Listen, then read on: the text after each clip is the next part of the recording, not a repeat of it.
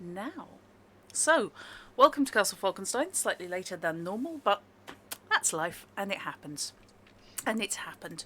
So, we are in the Chekhov observations. This is episode 4, would you believe? First 3 episodes were entirely at one party. I think that probably says a lot about my parties.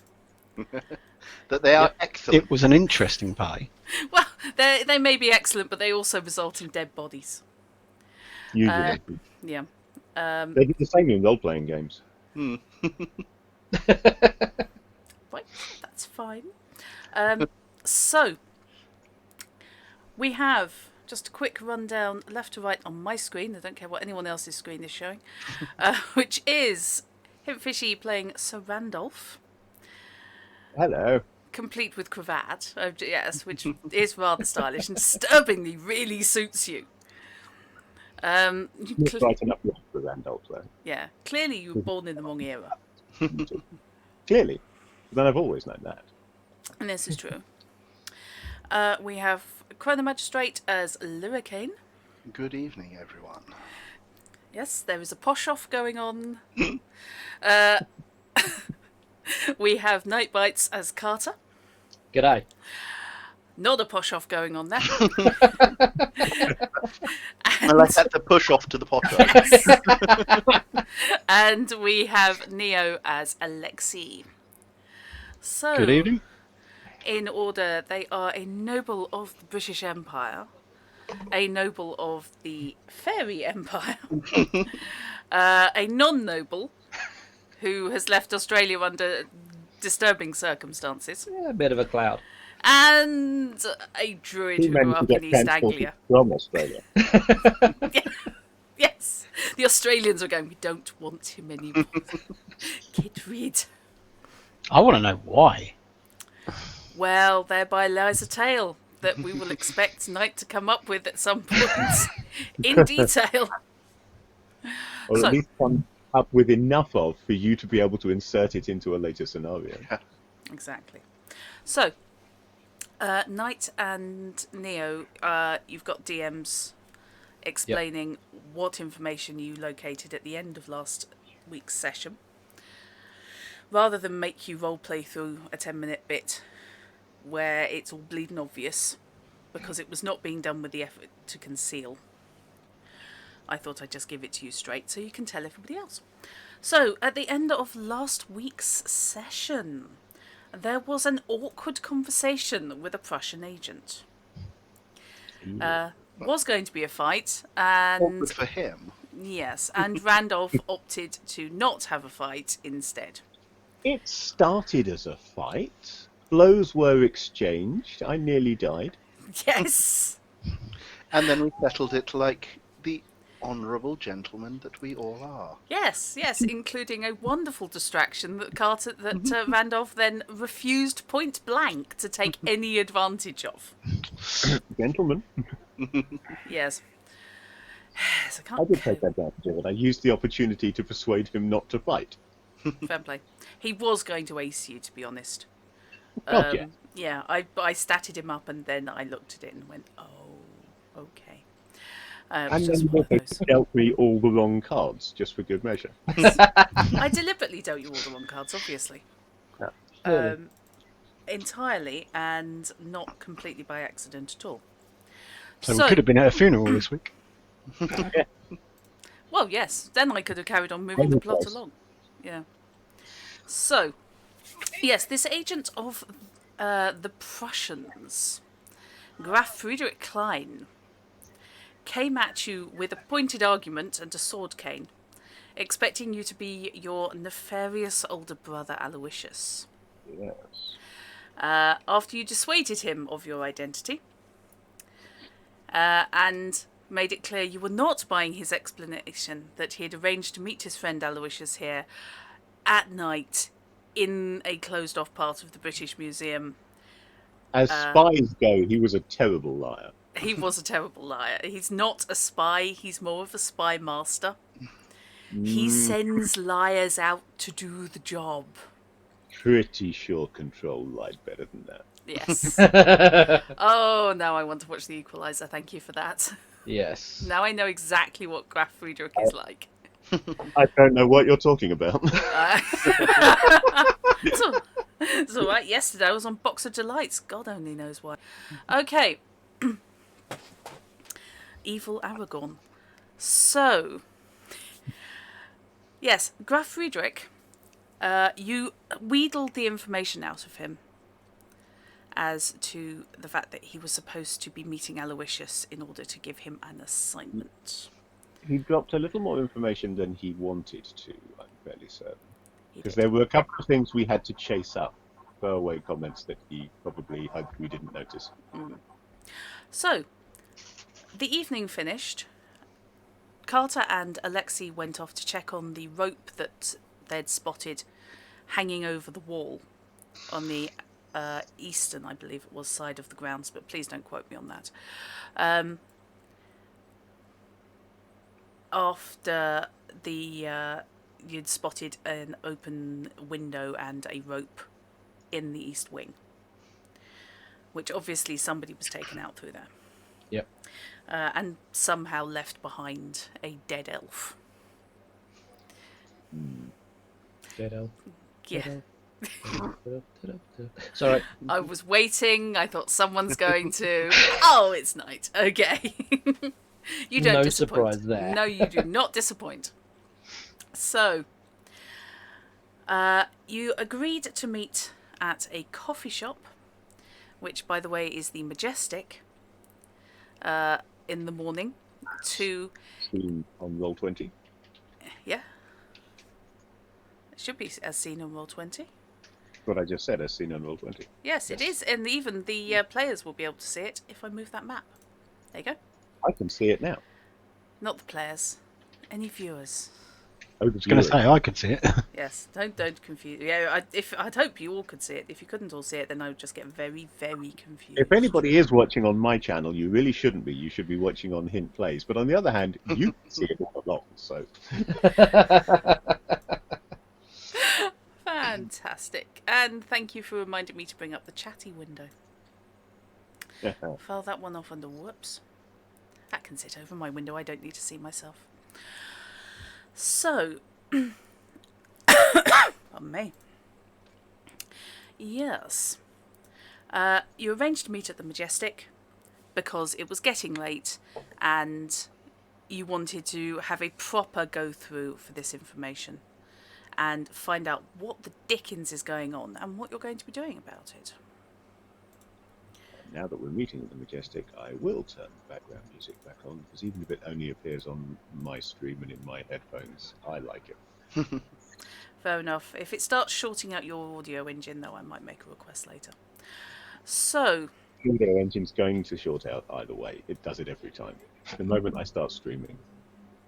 Okay. That's endearing. So, late night at the embassy, Lyricane is alerted to the fact that a young man has turned up asking to see him, Yes. which you did warn the doorman about. Yes. So, yes, young Eustace has turned up in a bit of a state, to be honest. Unsurprising. He's at least half cut and is quite upset because he has A, no real idea why he had this compulsion to come and see you, and B, that his friend was planning on an act of vandalism in a major British institution. Mm. And it's a really cute baby.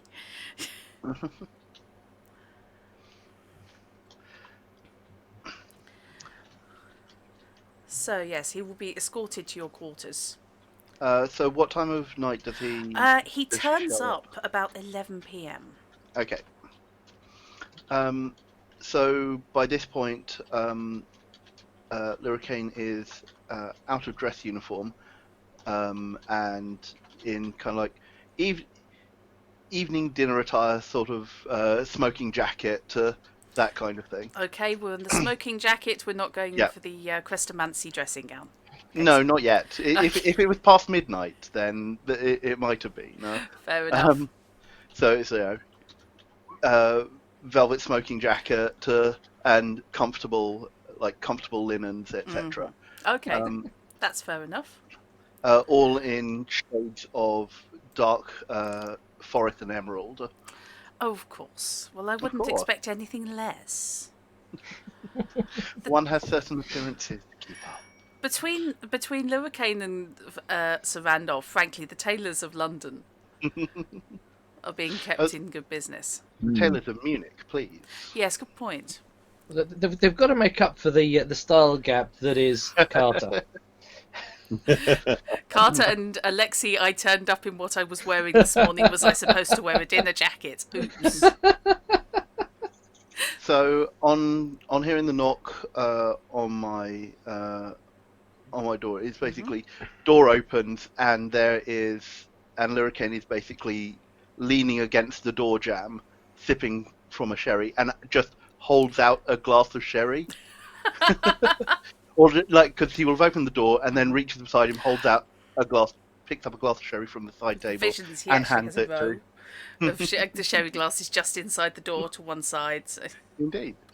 And then I bring him in with the turn, arm around the shoulder, and bring him in, closing the door.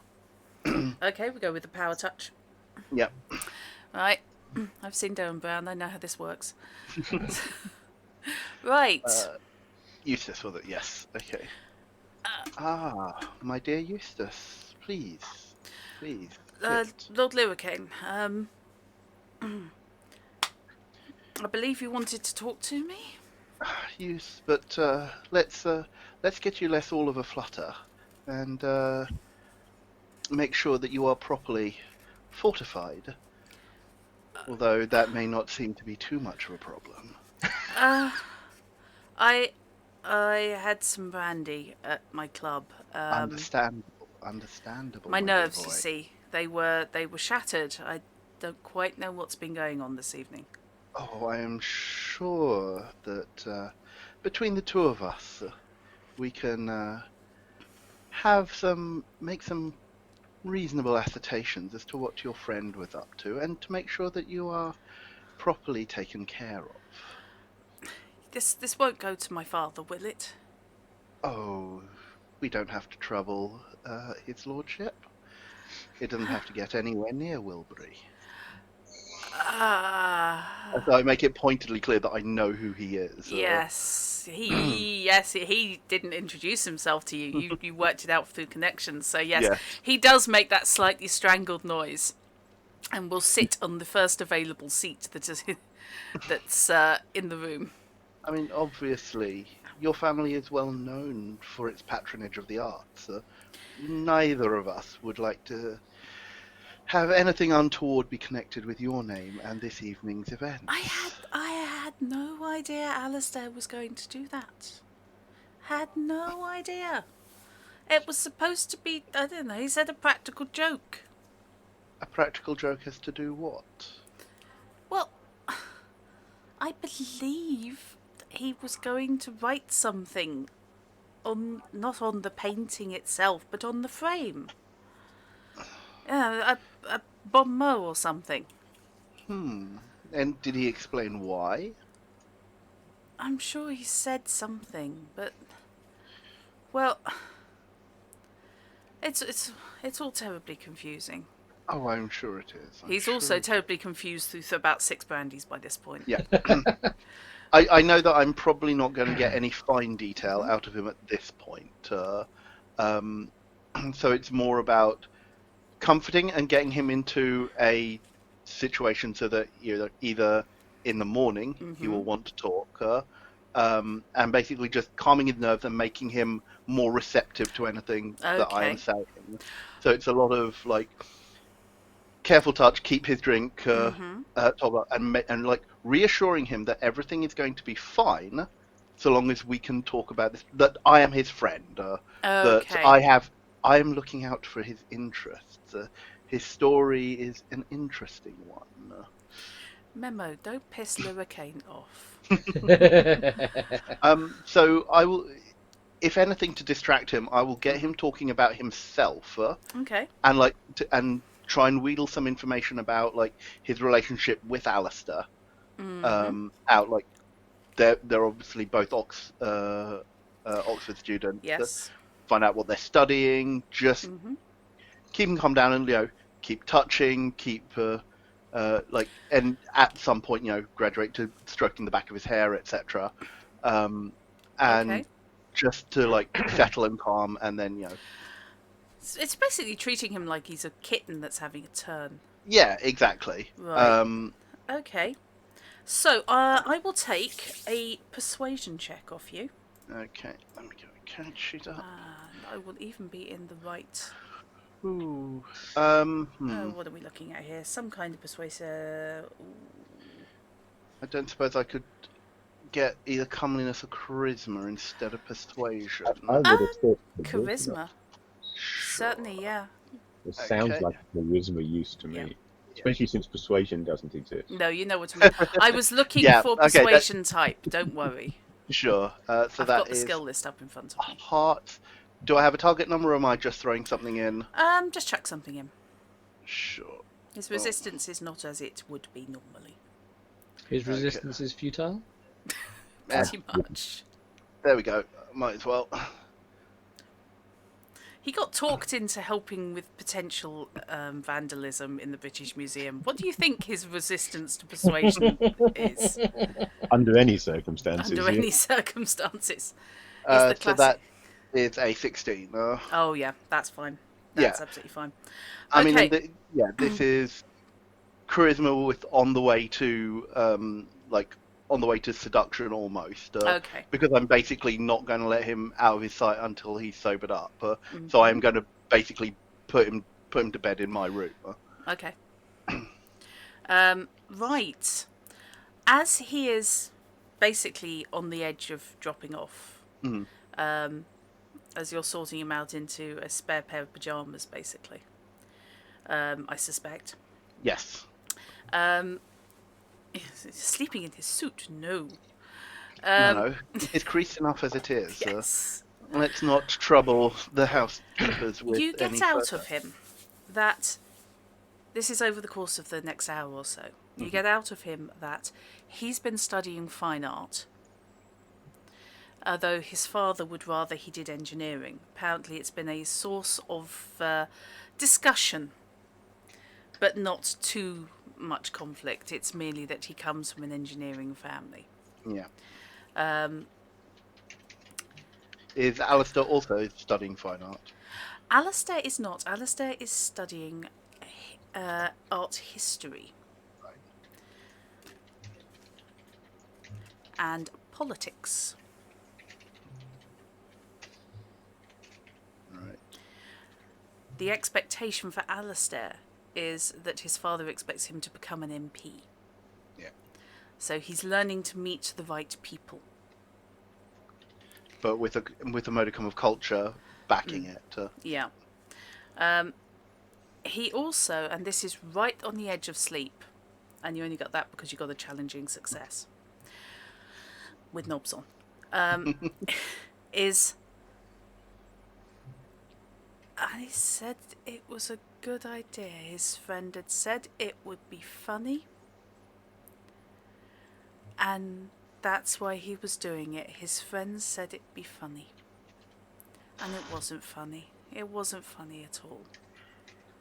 And now Alistair got arrested, and now his father will find out. And he'll tell my father. And he'll tell my mother. And my mother will cry. But at least we can dear. ensure that it doesn't go much further. Oh, good. You won't tell anyone, will you? Oh, certainly not. Great. Good. That's... Wider society will be none the wiser for your involvement, at least. Obviously, all the heat is on Alistair.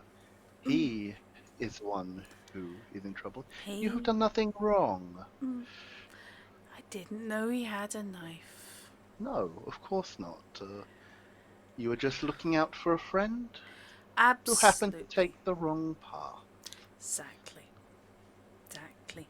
And basically, the next thing you get out of him is a snore.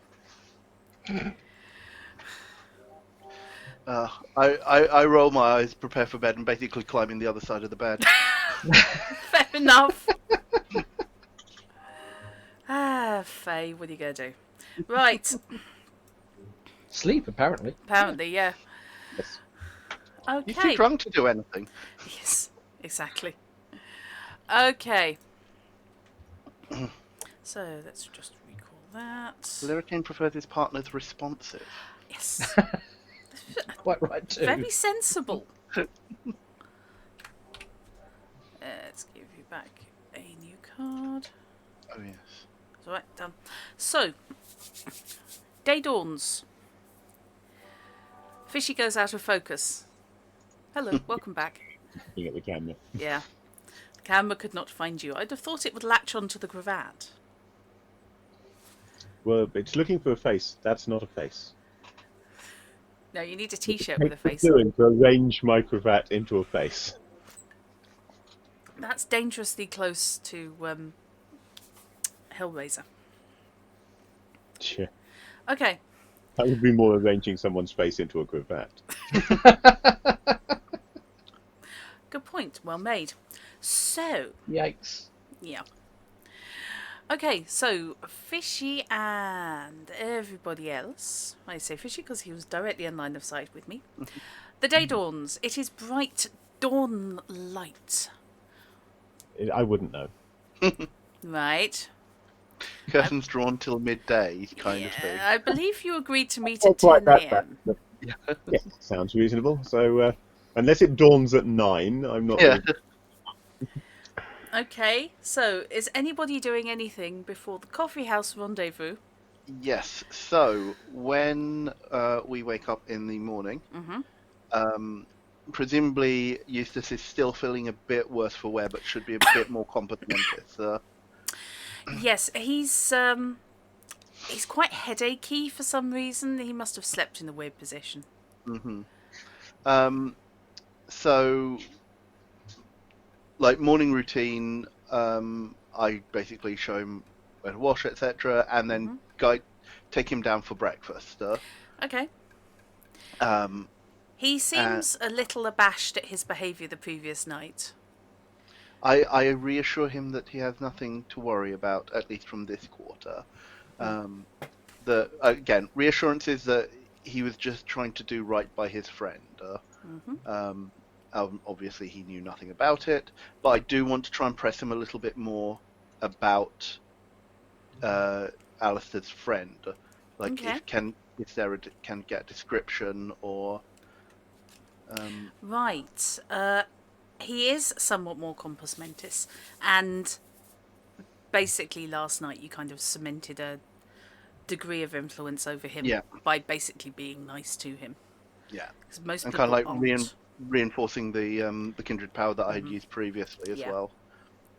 Yeah, yes. Now I know why I got warned. Be careful who you let play the Fae. Kindred powers can be a bit broken if you do them wrong. So, especially glamour. So, glamour is not my strong point. No, yours is etherealness and things. Yeah, like that's also kind of like why I limited the glamour to auditory rather than visual. Makes sense. So, he is slightly more resentful towards his friend for getting him in all this trouble.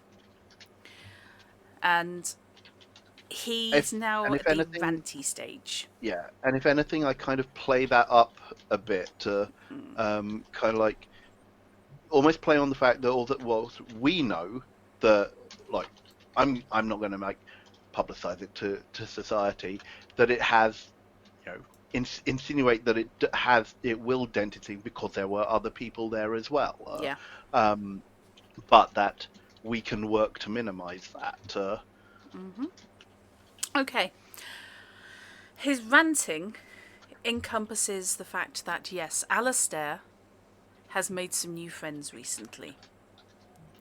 They're not students, but they hang out where the students do.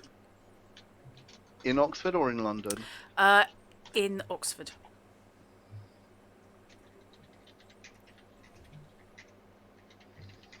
Any kind of description? Are they like older, same age?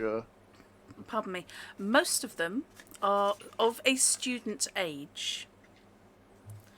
There were 3 or 4 who invited Alistair out drinking, playing cards. But there does seem to have been an older man who then insinuated his way into the group. This is all he knows about him, is that Alistair met him playing cards. And he's a man of sophistication. But he doesn't have a description because he's not met him. He has a rough description, but only in as much as he'd heard other people talking about having seen Alistair with this chap. So, Which second-hand description. Second-hand description is that he is a stocky man, well over 6 feet, with short cropped hair and habitual wearer of a bowler hat and a long black greatcoat. Only John Steed is behind it. So, habitual wearer of a greatcoat, you said? Yes. And at some point, his nose has been broken.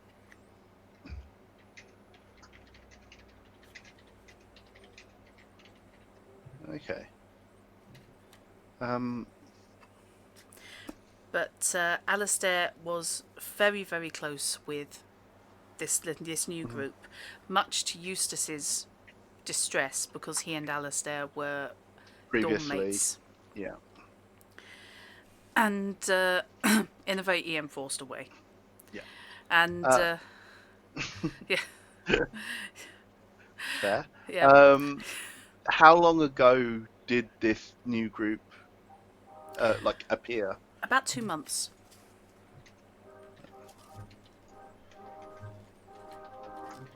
And they were British, or did they have accents? There is no mention of accents. Certainly the ones that he had met, the younger men, all appear to be British. And while not common, he identifies them more of the merchant class. Right.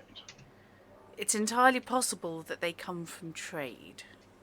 Or new money. Or new money.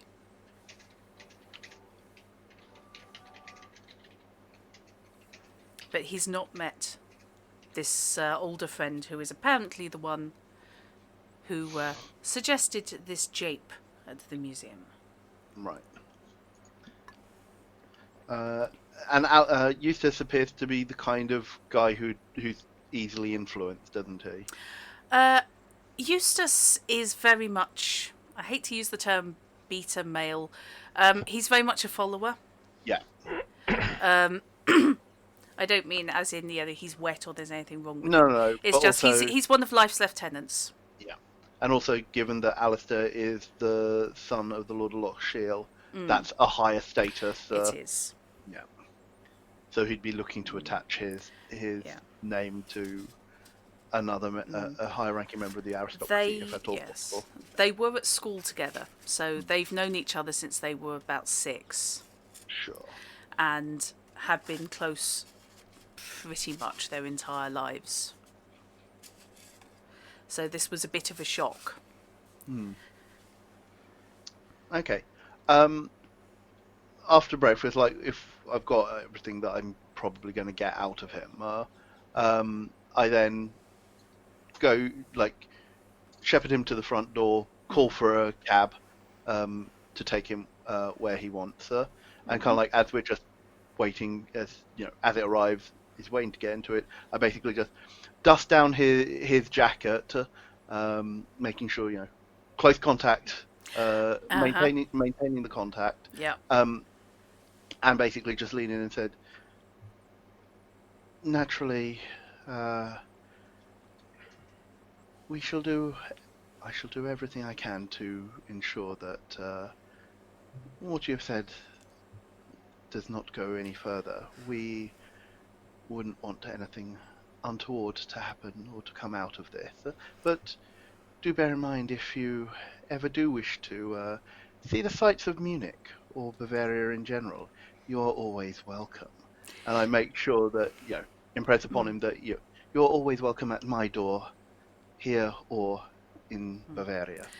If you can keep this affair quiet, I would be forever in your debt.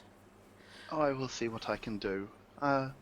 Should you remember, should anything else come to mind that you wish to talk about, you have a friend here. He gets into the cab, and you can hear quite clearly. He orders it to go to the Barrowdale Club. Okay. I wink and I wave as I see him off. Mm-hmm. Okay. And then get a cab to the Majestic myself. Mm-hmm.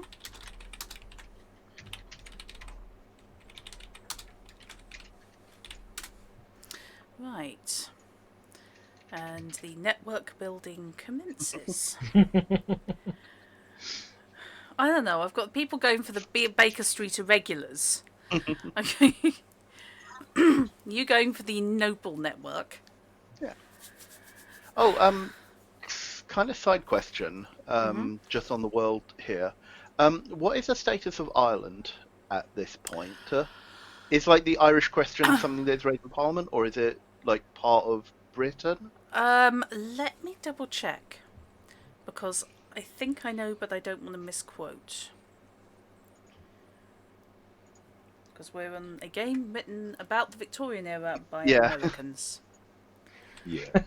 Because I do have some stuff in my because I put some stuff in like my background about Ireland, but I just wanted to because I had some thoughts about another resolution. Right. Currently, it is an oppressed British state in rebellion. Right. Cool. So, right. Sure. Yeah. As it should be. What, oppressed or in rebellion? Correct. Certainly. Just checking. Thank you, Randolph. That might be a point of So contention. we've got a lot of building we need doing. Oh, I see. You need to import builders. Don't make themselves, you know. Fair enough. So it's just being historical. Yes, hysterically historical. Mhm. I'd imagine the rebellion is far more interesting because you've got access to druidry. Yeah. Yeah, I've noticed a slight imbalance in this game, which is an easy one to make, which is that everybody except us has magic. The British have magic. Most of the world, but we did it despite the fact that everyone else has magic to resist us with in this version. Mm-hmm. Well, that should make no difference at all, because we should have equivalent magic. Well, We not got it. I think good your old audio British engine's gone. engineering. Good old British engineering. Mm-hmm. It is. It's basically they're trampling over the more magically inclined nations with steam engines of varying Because there's types. absolutely nothing in British mythology to suggest that we might be magically inclined ourselves. Merlin! There are solid British traditions of magic. I've got quite a lot of books on them. It's just that the various lodges don't tend to talk to each other. Well, see, the key thing is you said British, not English. Yeah, good point. Yes. Yeah. And So you also have such wonderful people as the Golden Dawn, who are not really joiners. Don't talk about them. Pardon me. So, we're heading off to the Majestic. Yeah. Everybody else basically pootling to the Majestic in the morning? Yes, indeed. I can't think of anything that Carter would be doing in the interim, so yeah. Okay. What's the weather like? The weather is a balmy day. It is warm. Lovely. Well, in that case, yes, Randolph will be far more informal than he was yesterday. Yes, today he won't have a jacket on. Oh my I say god. that's pushing the boat out a little. I mean, waistcoat, coat, no jacket though. Right, okay. Going to be looking positively like a commoner. Yes, I know. That's one of the advantages of being part of the wealthy elite, is that you can dress like the working man. Well, you think you can, anyway. It obviously costs as much as a working man's yearly wage. It's like the classic cartoon I had where someone was being berated for a works weekend away at a stately home because everybody else was in a suit and he was in a ragged jumper. And it was, what do you mean? Yes, everyone thought you were the Lord. And there's a picture of a guy off to one side, sort of holes and sweater and knackered trousers. Ah, yes. So... Yeah, so Lurricane has dressed down, in the sense that he's looking like his impression of a British dandy from 10 to 15 years ago again. And he has foregone the top hat as a concession. Oh my god. Okay. Good question. Is Randolph wearing a hat? I think probably not. Just not a If he's flat foregone cap. the coat, then... Yes. So yes, yeah. Okay. Lurricane, he's not got anything overtly that suggests that he is Bavarian, or at least connected to the Bavarian diplomatic corps. He's not got any insignia or medals or anything at this point. Right. I'm quite happy with the way that majestic cafe image came out, by the way. Yeah, it looks quite nice. It neatly conceals the fact that those are modern day signs, because flyers are quite, flyers in the bucket of paste were common in all eras. Mm. Pardon me. So, at the Coffee House Rendezvous. Back but invisible. I'm the invisible man. Okay. Yes, you walk in a couple of steps down to the main cafe floor and can order a selection of coffees. I only want one. Fair enough. Ranging from the standard sort of decent fare to incredibly thick black Turkish, which comes in espresso-sized cups, and you feel ought to need a spoon. Except the spoon would melt. I was about to say, does it come with a spoon that's resistant to dissolving? Yes, exactly, yeah. Acid-proof cutlery. I'm going to display a dreadful gap in my education here. I do not know what the educated, fashionable nobleman of the era would be drinking. So it'll be that. Whatever. Okay. Well, I'm not exactly going to beat people up over coffee etiquette, except that I would kind of expect Lurricane, as a Bavarian, to probably start dictating exactly how his coffee is going to be brewed. To be honest, Lurricane won't. He will actually ask for hot chocolate. Yes, that is available as well. Yeah. Ask for hot chocolate in the Viennese style. Okay. Eyebrow is raised. And just assume that they know what he means, because if it's the right class of coffee shop, they should do. One eyebrow is raised, and the gentleman taking the orders calls over Yvette, which you can tell because he says, Yvette, and she comes, which is a small blonde woman in a waitress's uniform. He passes on your order, and she heads off and starts doing arcane things involving steaming and chocolate powders. Kind of wondering now if that's Yvette, whether the actual owner of the coffee shop is called... That did cross my mind too, but I wasn't going to say anything. Let's put it this way. The name is not a coincidence. Right. Okay. If we hear the cafe owner start shouting, "You stupid woman," we'll know what's going on. Yeah. Yes, you need to check It would not be at all not at all out of character for this game for somebody to come in and say, "Listen very carefully." I will. I just says it's Only only once. Exactly. Sir, gentlemen, Oh, you're talking to me, right? Yeah. I believe we have some matters to discuss. Indeed. I trust everyone had a pleasant evening. Yeah. Well, you were there for most of my evening, surely. Well, Oh, did you afterwards? Afterwards. It was enlightening.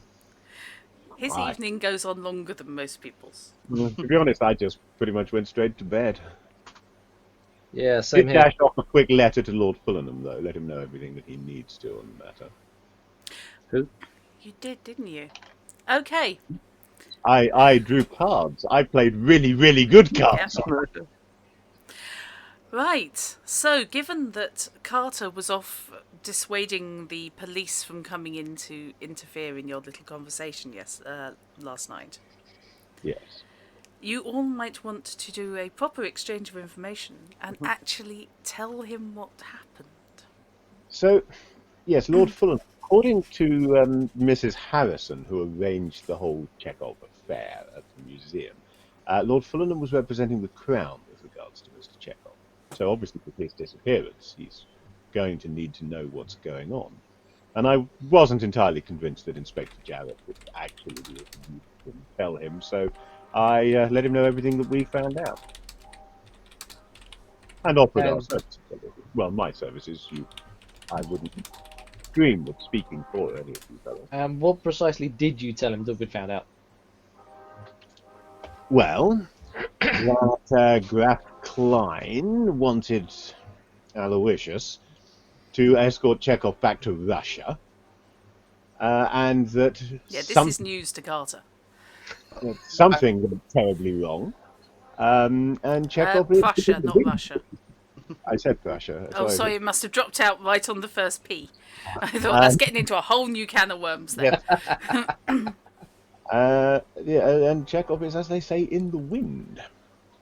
I also mentioned that Klein seemed disturbed at now not having some sort of plans, which apparently he was intending to obtain through this arrangement. Don't know what the plans are as yet. We need further information along those lines, obviously. Although I dare say we can suspect what they might have been, or what they might be, Yes. given the rather ostentatious painting of it. Well, the obvious is that it has something to do with the painting, yes. But we don't know for certain.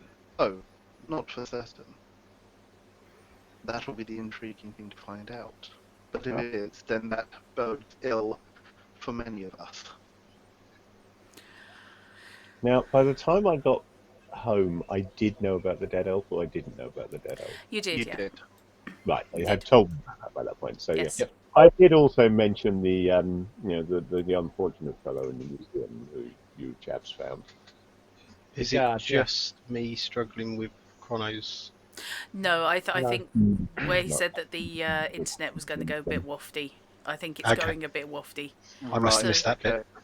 Oh, sorry. Yeah, it's just slightly dropping in and out. I'm just making sure it wasn't something my end, that was all. No, it's okay. It's Chrono going slideshow on us. No, periodically the video is going slightly pixelated cartoon Right, image, okay. but the audio is actually not been too bad, which I can cope with. Don't get annoyed at nice accent. Yeah, Knight is going to try and avoid doing the accent for fear of Oh yes. aggravating anyone. I have paused the stream because that might have been taking a little bit more of my bandwidth than I would like. So, Okay. um, Yeah, especially if people are using the same connection. yeah. Yeah. Right. Oh, got you about half an hour then, Fish. Yeah. Give or take. Okay. So, you have let Lord Fulham know about what you discovered. Yeah. Graf Klein which was the agent who accosted you at the end of the last session you actually played in Night, was the agent who was supposed to be arranging a transit to Prussia for Chekhov. At which point, while everybody else went home... I did mention that I had the impression that this wasn't necessarily Chekhov's idea. Yes, that's a polite way of putting it. But yes, Aloysius was supposed to be escorting Chekhov on the boat train as far as Paris. And that didn't work, because Aloysius didn't get invited to the party. The other Quigley did. Damn shame. The better Quigley. They demonstrate taste. And as a result, at the end of the evening, Alexei and... Case, you're going to go weird now, Fish. Yeah, his camera. I've done a couple of times. I'm a little worried about that. Alexei and Carter squirreled off to check up on the rope on the east wall. So I will let those two explain what they found, because I haven't actually told the others. Okay. You're new. So the rope at the east wall was secured over a metal railing at the top of the wall. There were some heavy footprints at the bottom of the wall, went a distance into the rosebuds around the wall. So there were muddy boot marks going up. Well, we could see where the owner of the footprints went up the wall, and presumably over the top, because there was some sackcloth caught on the railing. But that's about the extent of what I got. Mm-hmm. Nothing earth-shattering, I'm afraid. Now that brown sackcloth, that's not part of clothing, is it? No, when I said sackcloth, I mean that Meant literally. sack. Which now makes me wonder What was in the sack? Those footprints in the flower bed were very, very deep. Oh, not just. When you said heavy footprints, I'd So taken that to mean a it was heavy-set a person. with Possibly a person carrying extra another weight. person. A very, very heavy-set person, or somebody carrying a smaller person, would indeed produce footprints of those sort of depth. Can you refresh my memory as to the approximate build and heaviness there or not thereof of Chekhov? Chekhov is a man only marginally taller than the dwarves he was talking to before his disappearance. So possibly a lighter fellow being carried by a slightly chunkier fellow. Mm. Do you have how many sets of footprints did you Just get? the one. Just the one. But they were deep. Like someone was carrying Something. Well, Which what then, more like throws, someone. which then brings in the question where we thought it might have been a plot by Chekhov. Was he carrying or was he being carried? If Chekhov was being carried, that still might not rule out his plot. He wasn't the most physical of people. No, but why put him in a sack? Surely, I'm trying to look at the bright side on this. This is all organised by him as an elaborate ruse. I still don't see that as a bright side. But surely Chekhov in a sack doesn't match with what we already know. No. it doesn't, but Then it's who not else is- a ruled out possibility. What's the scenario here with the sack? Because Chekhov didn't leave the room with the sack, did he? Nope. No. There was no sack mentioned until we found this piece on the wall. And we uncovered the means of Chekhov's departure. Which was the window in the east wing. Well, we say Chekhov's departure. We still don't know he went that way. All we know is someone went that way. Unfortunately, the rain that was triggered by Alexei came after the departure of Chekhov. So any lighter footprints would probably have washed her. They'd have been washed away, and the mud would not have retained. It wouldn't have retained images across the grass.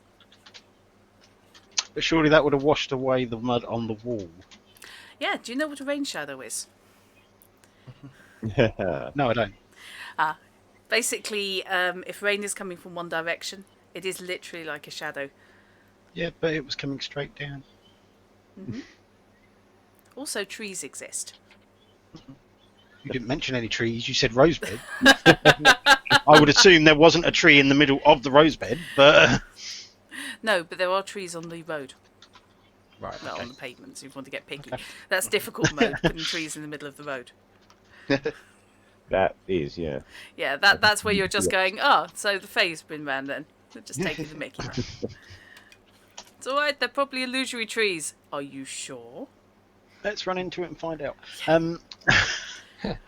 I'm not sure, but let me find an axe. You just wander up with an iron axe, give it a little tap. And hope nobody's inside. There's a whole different ball game. Okay, so you've got sackcloth on one of the iron palings. Actually, they haven't got sackcloth on the paling. They've got sackcloth on the table because I brought it with me.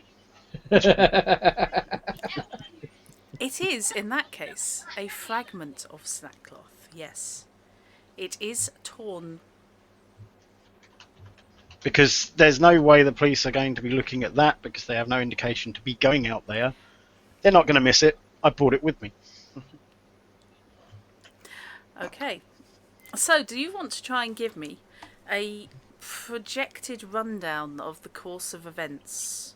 I was Of just what thinking we thought happened. try and recreate some sort of a timeline. Okay. I don't know that I am, but is anyone else? From the point that Chekhov left the building? Or even potentially before. Not sure whether maybe we should be going earlier than that, yes. You did have those two bodies. Yeah. So That's why I said the point he left the building. He left the building, big boom, two bodies. That's the extent. But the bodies weren't killed at that stage. But he still good had point. Talking about that. So we need to go back earlier to find out when they were killed. And if they were already dead, who the two men who left with Chekhov were? Indeed. And where are they now if we have only one or two persons at the railings? We also have a dead elf. We have a dead elf Yes. who I suspect... Well, we have a dead unseelie. Yes, you're being very clear on that, aren't you? Yeah. Is there any chance that this unseelie fellow might have been one of the two people masquerading as Chekhov's bodyguards? It is possible, but unlikely. I would have felt it. Were there an unseelie in the room, at least anywhere near The Chekhov? question I'd like to ask then. I also suspect that the unseelie is the one who created the glamour over the portico to conceal their escape down and into the Indian room. So, so a lot of magic. But if the unseelie created the glamour, would that not have failed when he died? Not necessarily. There are, if it had been augmented in some way, it is entirely possible. You know, who knows exactly what kind of deviousness they have. Unseelie machinations can persist after death. Okay. Alas. That I didn't know. Alternatively, it could be that there was more than one involved.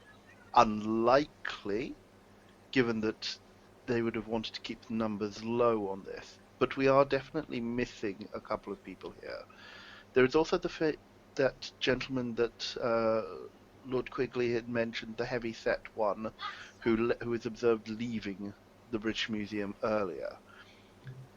Now, if that gentleman can be identified as such, did you say that he had a staff or had? Yeah. Yes, he had a staff and was dressed in robes not unlike a judge. Right. Now That's I the wonder. chap that was described by the news kid, isn't it? Yeah. Yes. Yeah. Yes. Now, And he was a if big old thing. if we suspect that he may be a magic user of some kind that was potentially involved, then we have, a number of other associates of Chekhov or whatever other party is involved here. I have a quick question with regards to our looking at the wall. Okay. Were we looking from the inside or outside? Because we've left the museum. You had stayed and you were doing it from the inside We were because on you'd the specifically internal. said that you were doing it from the Did inside. we think about looking at the other side to see if there were I footprints would going assume down? that yes, and you saw no boot prints on the outside. So it's quite possible this large set person that left on his own had climbed and chucked whatever was in the sack over and then left the way he came. If he retraced his footprints, we didn't see, according to the DM, footprints walking away from the wall. No, but they could have been washed away had he not had so much weight. Metaphorical slap on the wrist there, my buds. We don't have a DM. We're not playing Dungeons and Dragons. I meant direct message. Yes. In that case, I apologise. Nope. So- He's in the right. Yep, you're good. Take back that slap if you wouldn't mind. Sir. Indeed. Consider it retracted. I see. We're not going to get into slap round the face with a wet haddock and challenge to a duel. I don't think it's quite that serious. Drumsticks at dawn. So numbers-wise, we are looking at one gentleman in robes with a staff who was seen leaving the British Museum earlier. We have 2 people plus Chekhov leaving the party room. 2 potentially other people, other bodies, on the steps outside of the party room. So 3 people potentially heading into the East Wing, encountering a Unseelie at some point during this.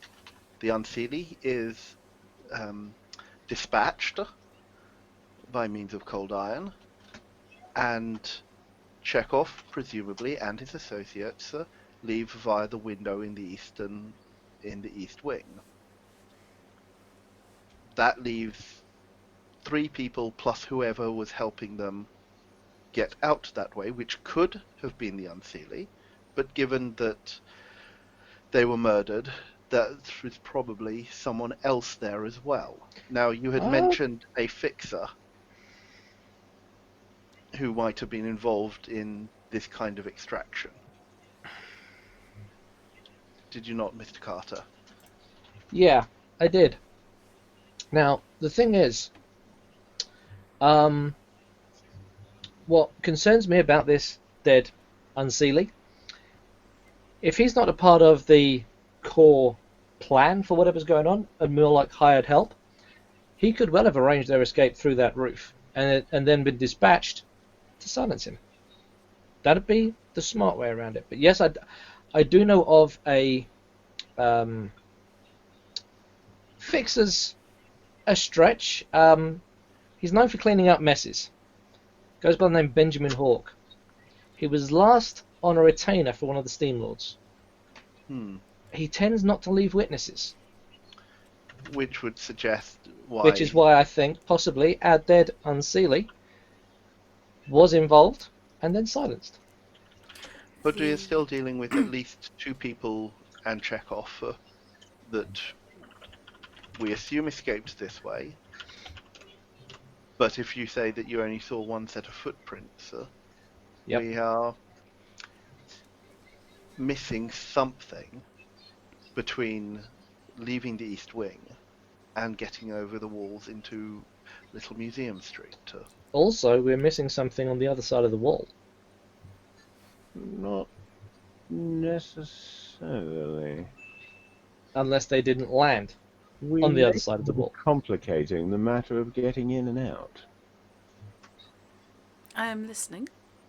Let's take, for example, the 2 gentlemen masquerading as bodyguards, who are reasonably certain replaced the dead guards temporarily, and then those guards were put back into position during Chekhov's departure.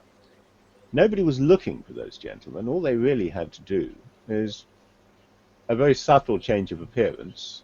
Simply taking off their jackets might have been enough, and then walk out the front door when nobody was paying attention to them before all the fuss really kicked off.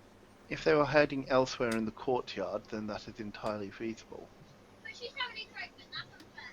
I wonder how many of the people involved in this matter may have come in, done their bit, aided appropriately, and then simply left when nobody was thinking to watch for them or stop them. There is that. It would make more sense for them to be able to slip out more easily. Right.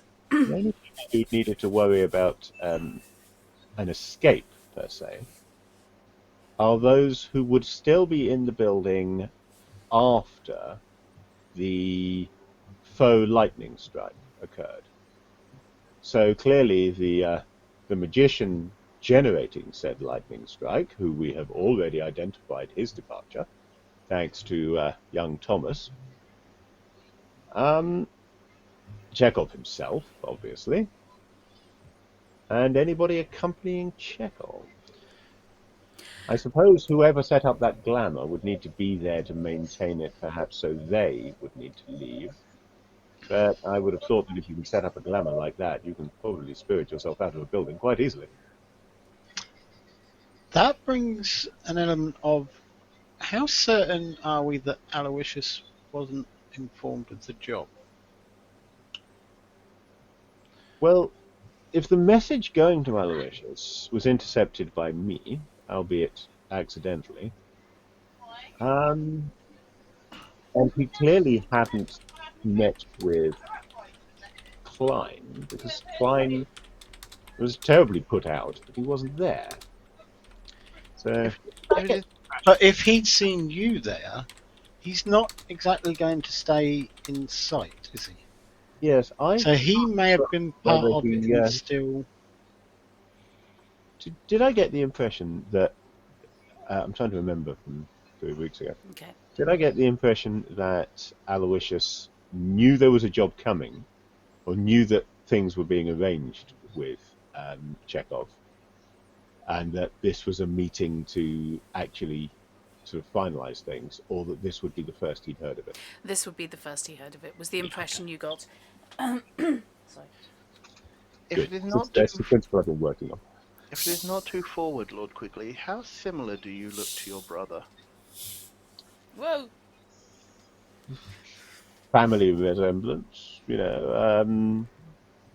not too dissimilar at a distance. I mean, nobody who knows us is going to mistake one for the other.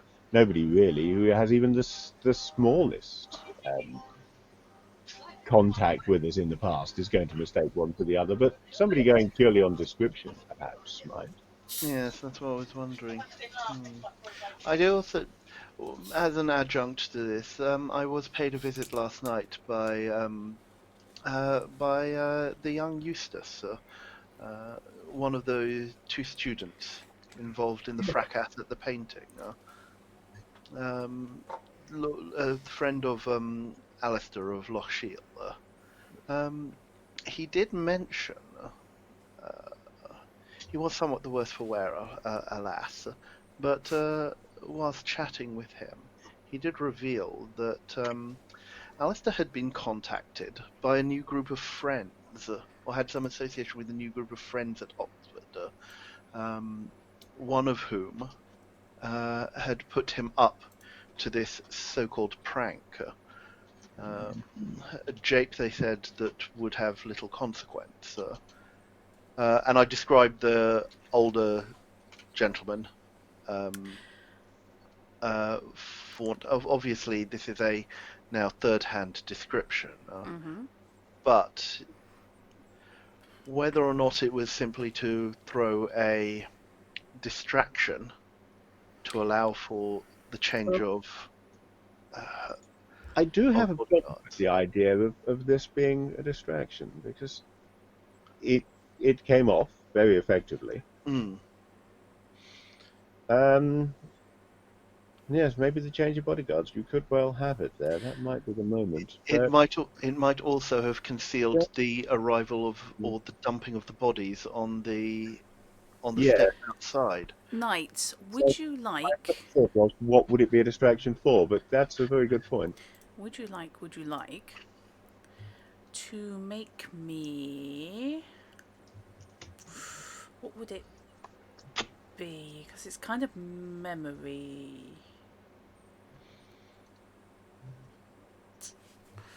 So not perception. Yeah. What the hell? Perception with a different suit, maybe. If it's... Yeah.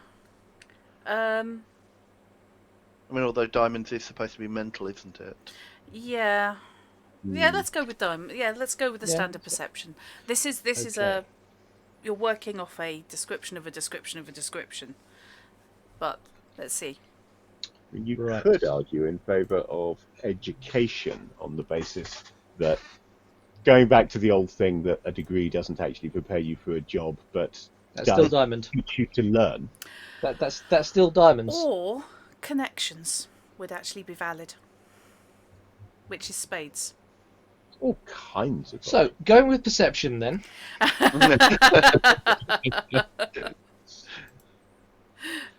Okay. Now you're not going to be nice and tell me a target number, are you? Because I think we got past that stage, didn't we? Yeah. So, in that case, am I right in remembering that the wrong colour counts for 1? Yep. The right colour but the wrong suit counts for half. Yes. And you round And down. a good or above, you can add a second card. Yes. Right. Next question. What does a joker mean? Because I'm terrified. Since Deadlands, I'm terrified of jokers. Yeah, that's because you guys have form with jokers. But yes. Don't we though? I swear Undead to God. Huckster. I've literally counted the jokers in Deadlands packs because they've come out like 4 times in 2 I know, hands, and it's it's terrible. just no. They're just homing on them. When I created my character for the last Deadlands that we played, my Texas Ranger, we were on holiday in Spain at the time, and I think I drew 3 times to get a set of stats for that character, and I got a joker on every one of them. Wow. Jeez. But yes, Undead Huckster. Yay! Right. A joker is a wild card. It can literally be anything in any suit. So And counts for how many points? 14, if assuming I can count. Right, okay. Wow. I'll save that for when I really, Jack, really need it. King. Yeah, 14. Right, okay. In that case, I'll keep the Joker and instead play... Memo, give him something really hard. I've only got it for the session, so... Yeah, I know. So that gives me 4, and that gives me another 2, which takes me up to a total of 12. Okay. Right, that's a laborious task plus 1, basically.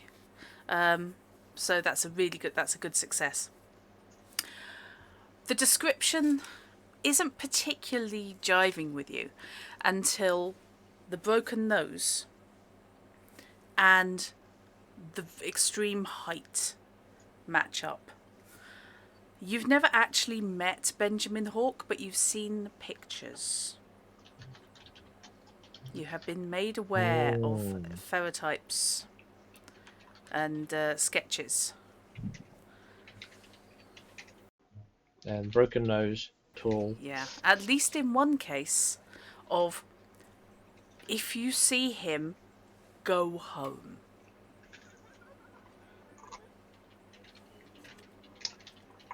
Because the job is no longer yours. Not that we're going for the same jobs these days, but yeah. But under previous circumstances, when you were in the Yeah. Antipodes. Yeah. Lyrican, could you just run over that description of the chap one more time with the broken nose and the... Yeah, certainly. Yeah. Stocky man, well over 6 foot apparently. Short cropped hair, long waistcoat, broken nose at some point, obviously not recently. That is, alas, all that young Eustace was able to divulge. That is, alas, a very, very good description of Benjamin Hawke, Aha. Mhm. who is very good at cleaning up messes, as I said. He's a hired killer slash assassin on occasion, but he's best at extractions, and not in the dentist sense.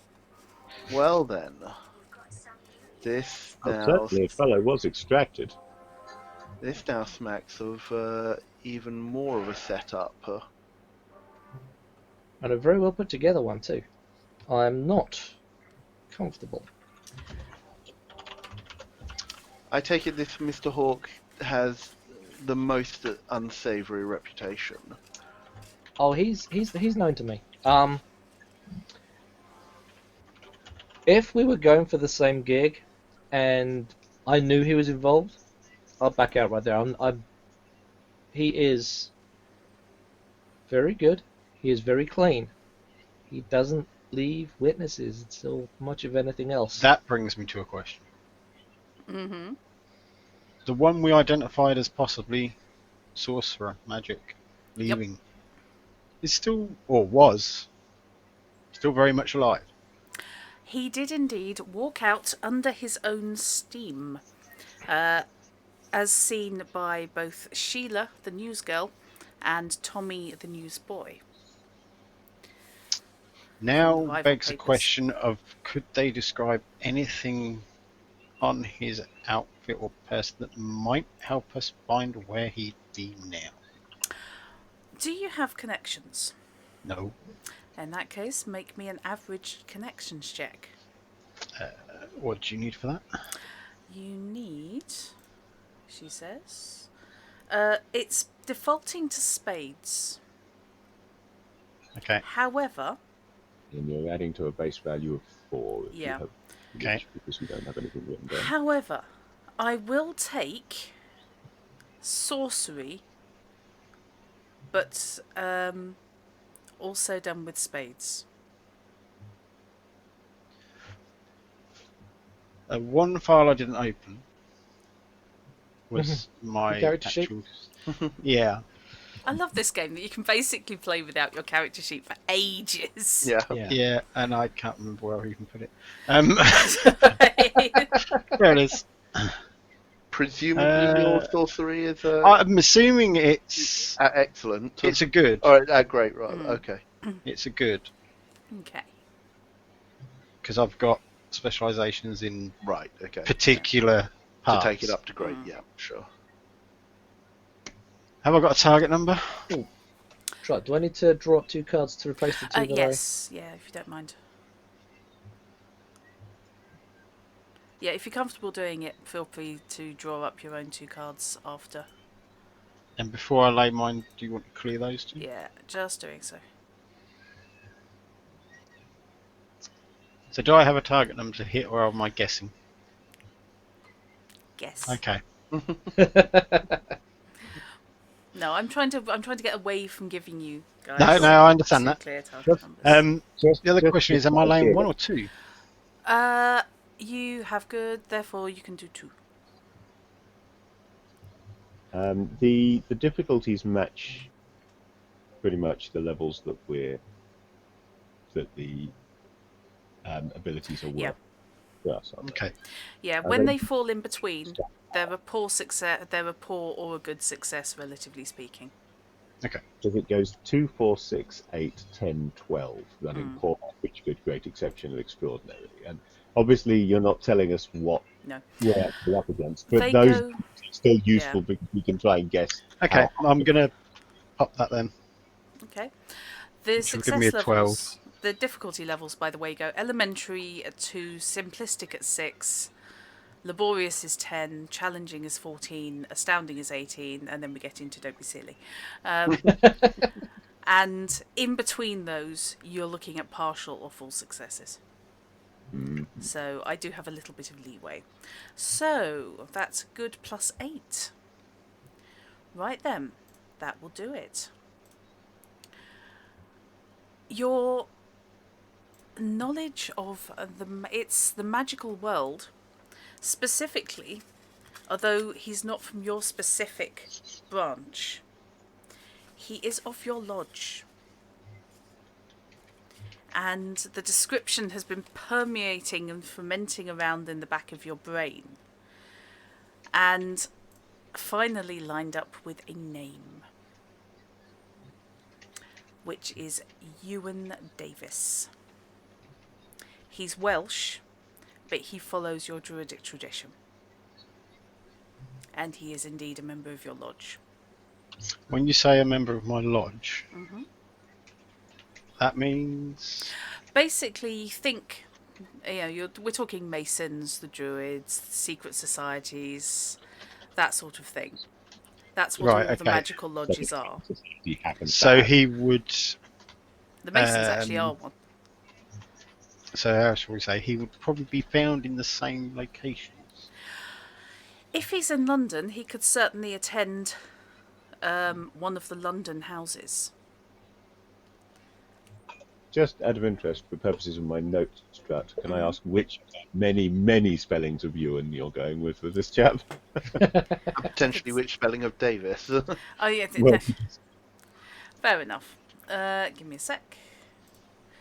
We are looking at... Where is he? Sorry. Shut up. Sorry. Don't laugh at me. I just had him listed and everything. Sorry. Now I can't find the bastard. Alright. No, it's okay. It's my goof. It's, now you know how we feel. We can't find the bastard either.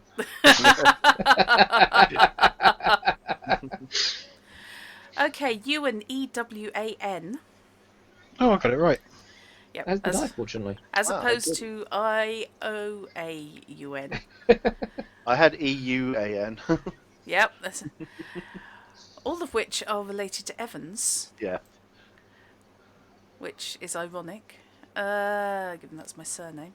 And Davis with an E or without? Davies. It is. Let me just confirm that it's Davies, not Davis. Davies, yeah. Yeah. I-E-S. I had that wrong. Which is pronounced Davis, of course. Yeah. Because Welsh, we don't bother with spelling consistently. Hell, half the time they don't bother with vowels. Mavanwi signing in. And when they do, there's normally too many of them. Yep. Hence the It won me so many. A-E-I-O-U spelling of Ewan. Yeah, it Yeah. won me so many games of my red letter when I was at primary school, my middle name. Calling out why. Why are you walking forwards, Linda? No reason. Got two of them. Right. So going back to my earlier statement, Yep. Carter, you said this guy leaves no witnesses. That's right. We know a possible druid left by his own accord. So if May not, have been involved. so if not witness, then potentially associate. The description of said person also rings a familiar tone with me. You know him? A name springs to mind, Ewan Davis. He has been seen in one of the local druid houses. I wonder if we could perhaps find and have a word with Mr. Davis. Yes. Possibly before Benjamin finds him and That was my next thought. closes that thread. I'm inclined to say we drink up and depart and see if we can find out. Sooner rather than later. Right. Hi, Indeed. sorcery. How you doing? You like sorcery, I know you do. I do. I think it's good, but I'm still getting my head around it because it is slightly wonky. Not wonky, it's slightly odd. It is. I like the way we can manipulate it. Yes. Yes, I love watching you attempt to ground out a spell in the room full of priceless artifacts. That's fine until you Right. start telling me most of it was metal. Yeah, Well member then, of the Judge. Druidic Temple. It Well will then, be. gentlemen, we do appear to have a lead. Right. You have a whole lead all to yourselves. Yeah. And as suspected, I came up with 3 or 4 possible ways I reckon you could go, And we've gone the fourth. and you've Yeah. gone the different one. Ah, Well, yes, it does seem at the moment there are two people that we can investigate, which is this Davis and Or Benjamin. But I don't know enough about Benjamin to know where he's going to be found. unless you have associates in the city, Mr. Carter, who would be able to identify his haunts. But if he is as dangerous as you say, we potentially don't want to be going up against him at this early point. Exactly. Well, I don't we necessarily don't want him to know that we know we're onto him. Okay. If Hawk's as good as you say he is, then he'll find us. That's nice and simple. The only tricky part is making sure that he has a reason to do so, but doesn't have a reason to kill us without first stopping and asking some questions. With the thought of where he may be, your friend described this gentleman to you as having seen him meeting with the other chap, or just in hearsay? That he has not met him directly, but He's heard. he has heard from associates. I don't suppose he divulged of anywhere he may have been meeting said gentleman? This was in Oxford, and I suspect we are not at the point where we are going to travel to Oxford, and I suspect that this is... So they wouldn't this have is information met that's at a months local old. club or anything to organise anything. Not that young Eustace is aware of. If Alistair has met him in London, Eustace is unaware of it. Though I suspect... You might have a word with Alistair. well, Alistair is probably more in keeping with a gentleman of your status, Lord Quigley. I do suspect that at least with young Eustace it was an attempt to a childhood friend that potentially led him astray as a shield. So, Trust, do I know where Alistair would be resident within the city when visiting these parts? Make me a connections check, please. A connection. Can I go back well, to hang a on. point earlier? Before he makes a connections check, Mm-hmm. I do mention that Eustace was heading to the Barradale Club this morning. When Okay. after I saw it, after breakfast, I did see young Eustace off in a cab. He was heading towards the Barradale Club, apparently. I do not know if... Is the Barradale Club something that I would be aware of? You know it as it is one of the clubs frequented by the Right. younger upper classes. Right, but In London. not specific details about it. Okay, No. but Yes, you've not been there. Randolph might. So, connections are good to start. And connections are on spades. Yes. So it's not ideal. Good means I can throw 2 cards in, yeah? Yes. So if I throw in a 4 of spades and then I back it up with a 6 of clubs halved to 3, 7 plus my base good gives me, by my reckoning, a 13. Okay. She says going to the right file. Right. Okay.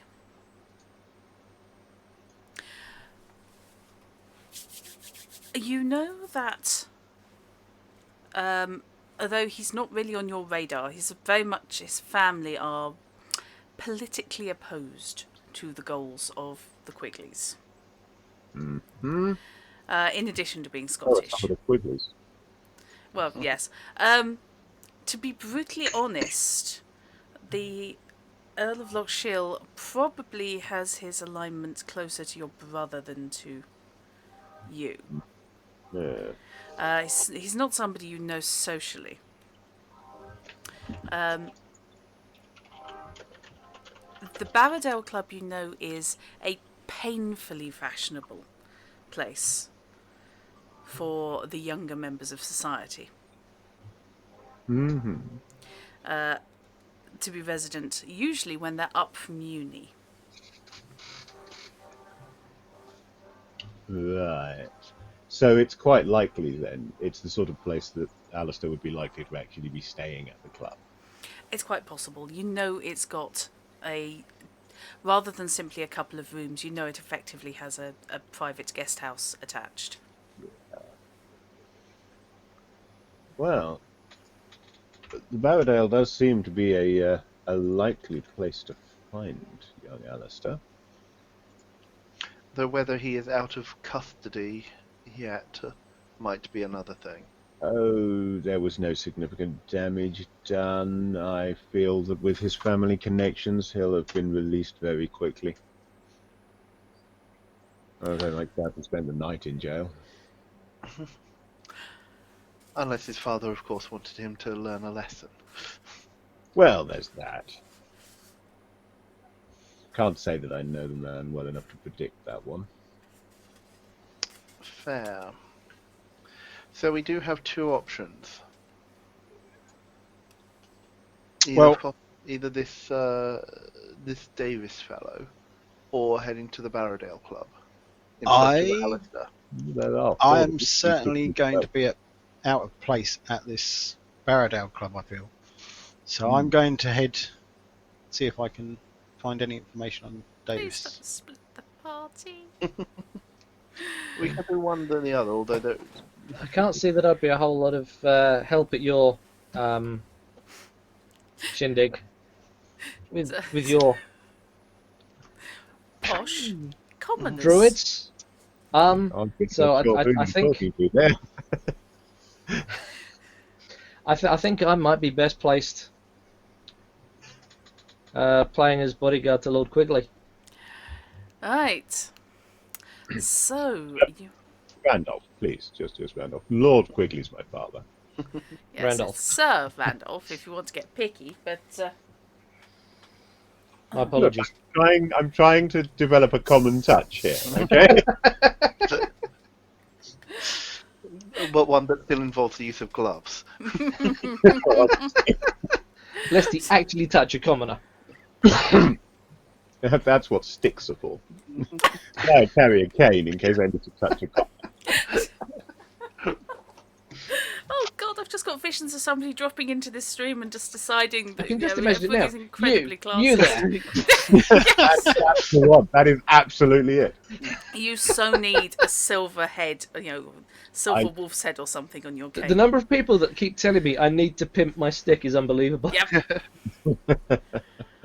It's like I was well impressed. I saw a young girl in a young wheelchair user, and she had actual chromed. It was obviously blunt, but she actually had the wheel spike. Oh, Nice. With these goth skulls around the outside, and I just thought nice. that is so cool. Well done. Yeah. And then I realised there must be someone doing wheelchair modification. Oh god, yeah. And I just thought, yes. Just a quick question about the sack piece. Yo, Is that just going to be a bog standard generic Hessian sack? if I was you, know. Are there a lot of places currently that make those in the local, or are they easily obtainable? Only every single wholesaler, most That's what I wanted to retailers. They are. So de tracking facto- down if one had been purchased recently is no Not point. Possible. Yeah. No, that's more along the lines of looking for a needle made of hay in a haystack. Is there anything we could do to investigate the cloth to make sure it is just plain Hessian sack? As opposed to I don't know. That's Well, why. okay. As in, are there any traces of something on it, maybe? Yeah, possibly. There's this fellow in Baker Street who's invented all kinds of crap. He's only just starting his career at the moment. He's an annoying post-grad. The first time we ever see him, he's I was already actually trying to find a first little reliable route that, test for rather blood. than splitting the group, would put me out of the picture for a minute. So you didn't have to worry about two separate groups. No, it's all right. Don't worry about it. Okay. It's fine. It's I mean, we great. can always do one. We can always do one thing and then the other Yeah. as a group. It's Yeah. Given Good, that there is at least one very dangerous person around, possibly the same as a person who knows how to kill an elf at close range, a fae at close range, because that is something that's worth noting. He was killed with a blade in his throat yeah. in relatively close quarters. But we've seen Carter's throw. If this hawk guy is better, that doesn't necessarily mean it was close range. That's a very good point.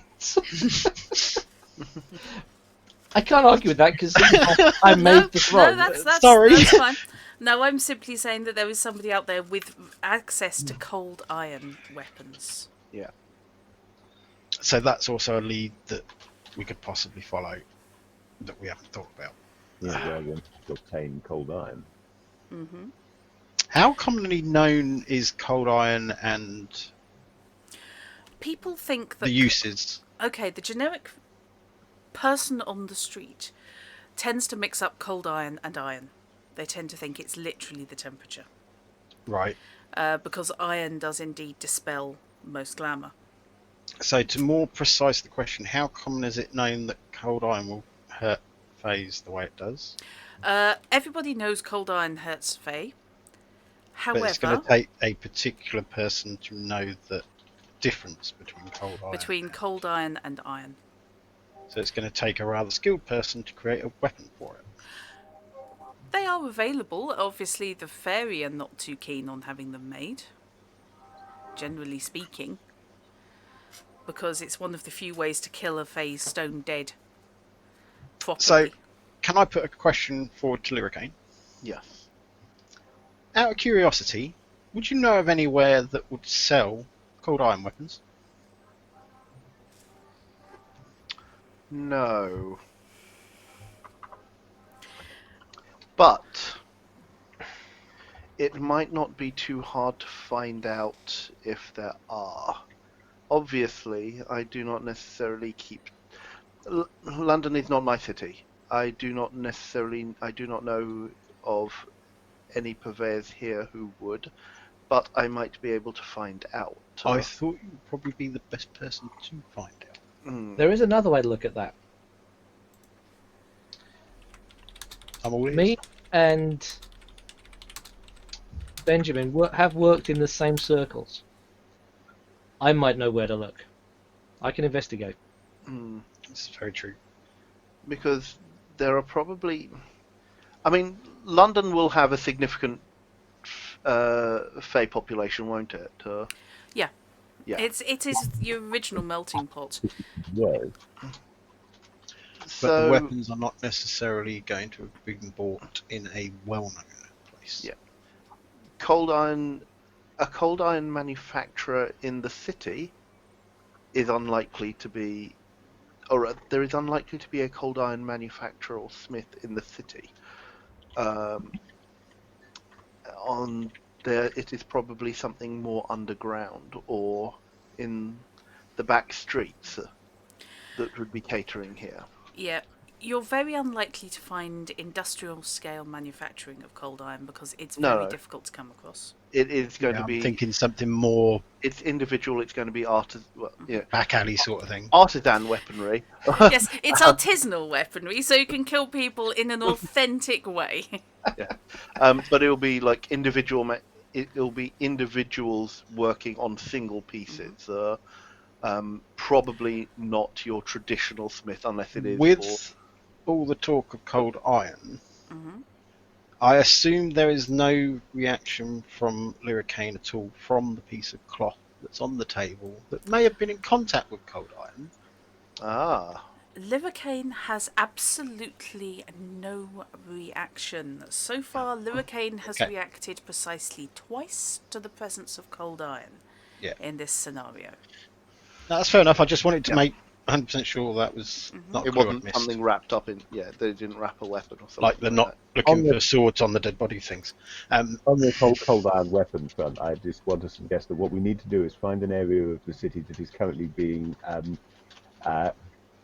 brought more upmarket and see whether we can find a pop-up boutique blacksmith. That's what we need. That's what Margate is, isn't it? A pop-up boutique. Yes.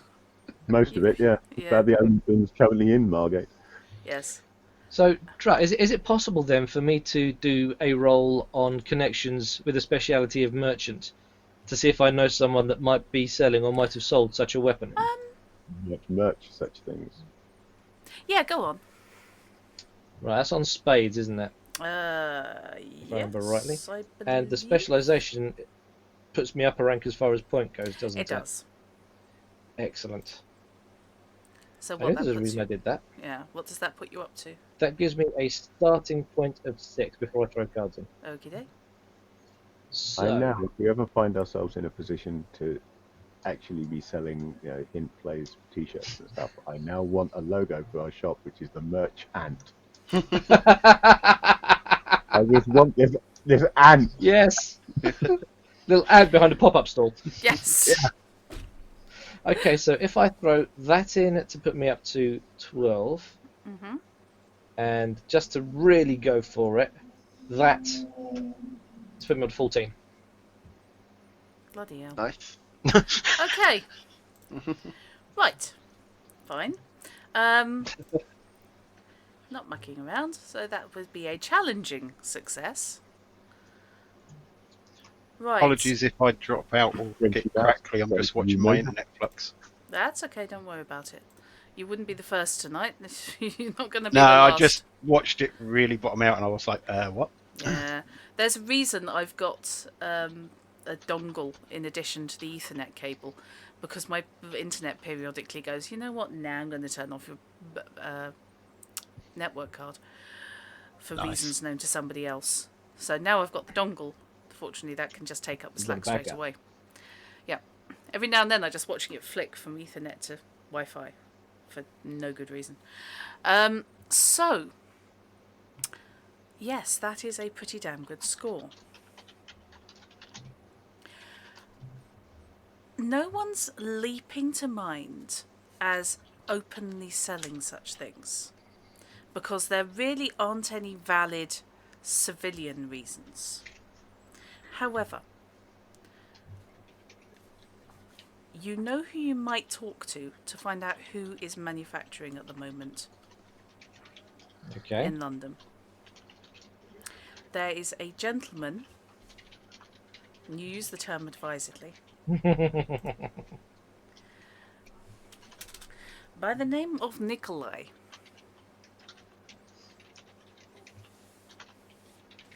Sounds like one of Alex's lot. I was going to say Brenda.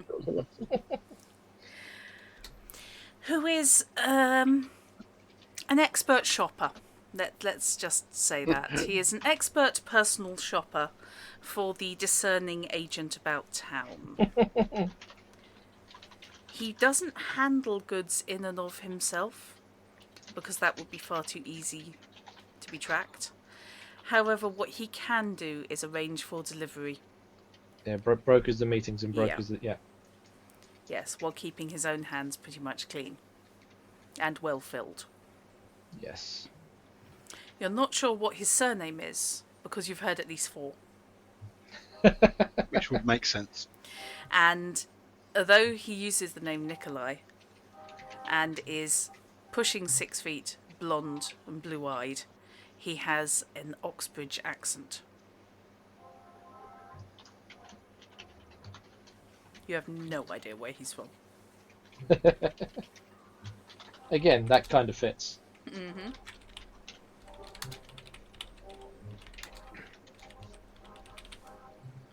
Okay. Just popping out for a few moments. Okay. No worries. So, you've got a couple of leads. I'm just going to run down a couple of things you guys do know, that it's been a few weeks. May have forgotten. You may have forgotten.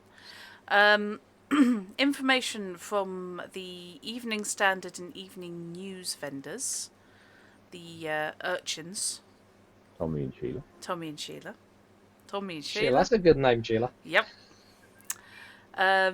Who both saw Ewan leaving the museum. Yeah. Tommy also saw the dwarf twins that Chekhov had been talking to True. leave shortly before Ewan did. Which would tally in with the argument between the two before any of this happened. Yep. I can't remember if I'd confirmed they were twins, but they were basically identical. And Yeah. not just in a they all look the same to me. Going back to them seeing them leaving, I'm assuming that was separate directions. They left at... They didn't leave with. The dwarf Yeah, twins went the off dwarves together. went out front, Yeah. but I meant From our point of view, on our timeline internally, what was the gap between the dwarves leaving after their argument with Chekhov and everything Chekhov kicking up. wandering out and Disappearing. disappearing? The timeline went... The dwarves left the building and hit the street. Then there was a crack of lightning. Pretty much straight after, or Yep. Then Ewan was seen leaving the grounds. And Chekhov vanished somewhere between the dwarves leaving and the flash of lightning.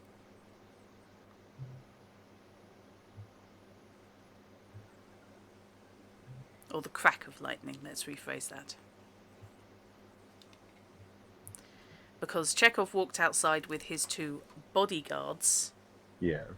and the lightning sound happened But outside how the long door. after the dwarves left did Chekhov leave? He spoke to you, so no more than 5 or 10 minutes. Okay.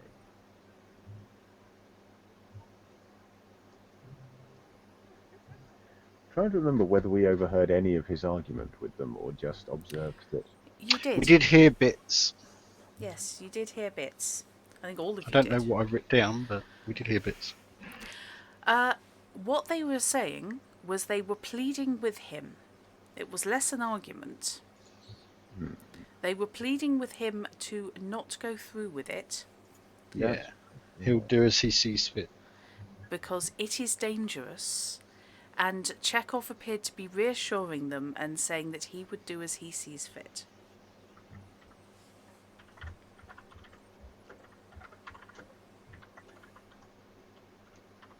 And them asking about money and him saying it isn't, he knows what he's doing. Mm-hmm.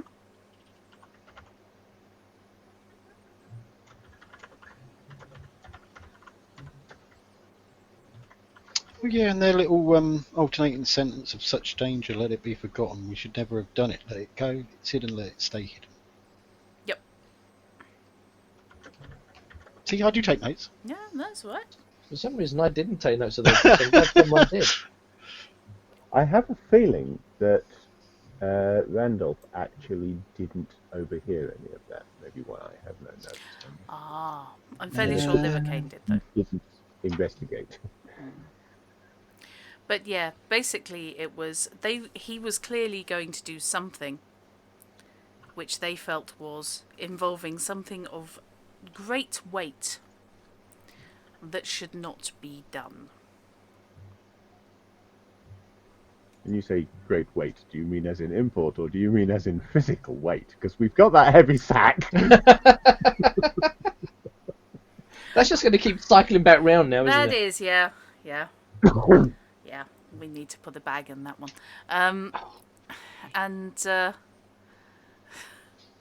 Yeah, I was thinking of great import. I'm fairly sure Livercane I overheard thought it, you though. were. Did I remember something being said about there being cold iron in the painting? In Yeah. the painting with the cannon, yeah. Yes. Certainly reacted to it. Did we ever? I'm supposing we didn't ever actually look into that any further. Nope. I am No. assuming, but it is only an assumption because I wasn't necessarily, I think, close enough to have been involved in the conversation, so it's a personal assumption rather than a character assumption, because Carter doesn't Yeah. know that there were filings mixed in with the paint.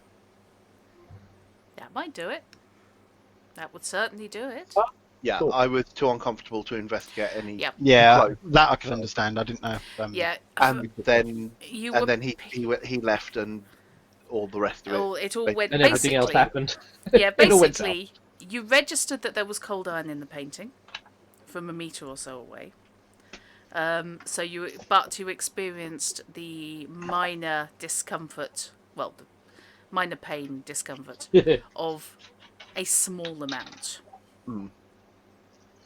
You're talking in the grams rather than the Yeah. ounces. Yeah, but it could be enough to have. This is a far stretch hypothesis. Sort Hey, of go for it. I can cope with We fast specialise stretches. in those. Yep. thing. I'm wondering who's thinking. I'm assuming it's the same sort of amount that could possibly outline blueprints without being seen. Gosh, that's an interesting thought. That was a really interesting answer. It is a very games mastery answer. Yeah, I don't know whether you, I you want may to. think that, but I couldn't possibly comment. Yes. Yes, it now begs the question: do I want to spend the time going back to see if I can get a closer look? Can't off the top of my head think of any particular reason why you would specifically want cold iron for that purpose. Other than Because stop Faye if- looking at it. Exactly. To Yeah. stop Faye's Yeah, I looking was going at to it say, if instinctively. this dead unseelie that we have around, we've been working on the assumption that he was hired for some task by Hawk and then disposed of afterwards. Mm-hmm. What if this is in fact to do with maybe a third party involved in this, or one of the existing parties? Chekhov might want an item with cold iron in it, concealed cold iron item, in his proximity if he were concerned about Faye. Because it would be an excellent way of stopping them coming near him, Indeed. killing any that did so undercover. But I'm assuming Lurkane had no sense of cold iron when he was near Chekhov when you No. guys were talking. No, but if Hey, you're If Sorry. Chekhov's concerned about, say, an unseelie who may or may not mean him harm, then a good way of revealing any such unseelie, perhaps hidden under a glamour, would be to stand next to a painting with cold iron in it and look for the people who don't come near, True. or just lose their glamour when they do. I don't know whether cold iron interferes with Fey magics at all. Really it's does. certainly a uncomfortable. Maintaining any level of concentration will depend upon the amount present, of course. It would take an exceptional member of the fairy to maintain glamours without some form of disruption, however slight, in the face of cold iron. So whether that was in fact part of Chekhov's game or not, is a dashed useful thing to know. He's doing that shark thing. Make him stop. I wonder if I can try that. Well, you know who was organising the exhibition. The owner has mysteriously disappeared at the moment. The painter has mysteriously disappeared. But was He didn't not? organise the event, did he? No, Nope. he didn't. No, the event was organised by Harrison. Oh, what's that name? Yeah. Adelaide That's it. Harrison, Mrs. Adelaide Harrison. whose husband George was the one who got him out of Prussia a couple of months ago. With regards to the party, Mm-hmm. was that? Is it that there was an exhibition of Chekhov's material happening at the British Museum, and this was the night of basically the launch party or something like that? But the items would actually, the exhibits would actually still be in place, or was it a one-off thing that they would have brought things in just for that? It for the was party? a one-off event. Right. So it's likely that today all the pieces are being moved Yep. back or out. Whether Inspector Jarrett will allow it. There But is the whole business of the murders, yes. Because Jarrett doesn't seem very good.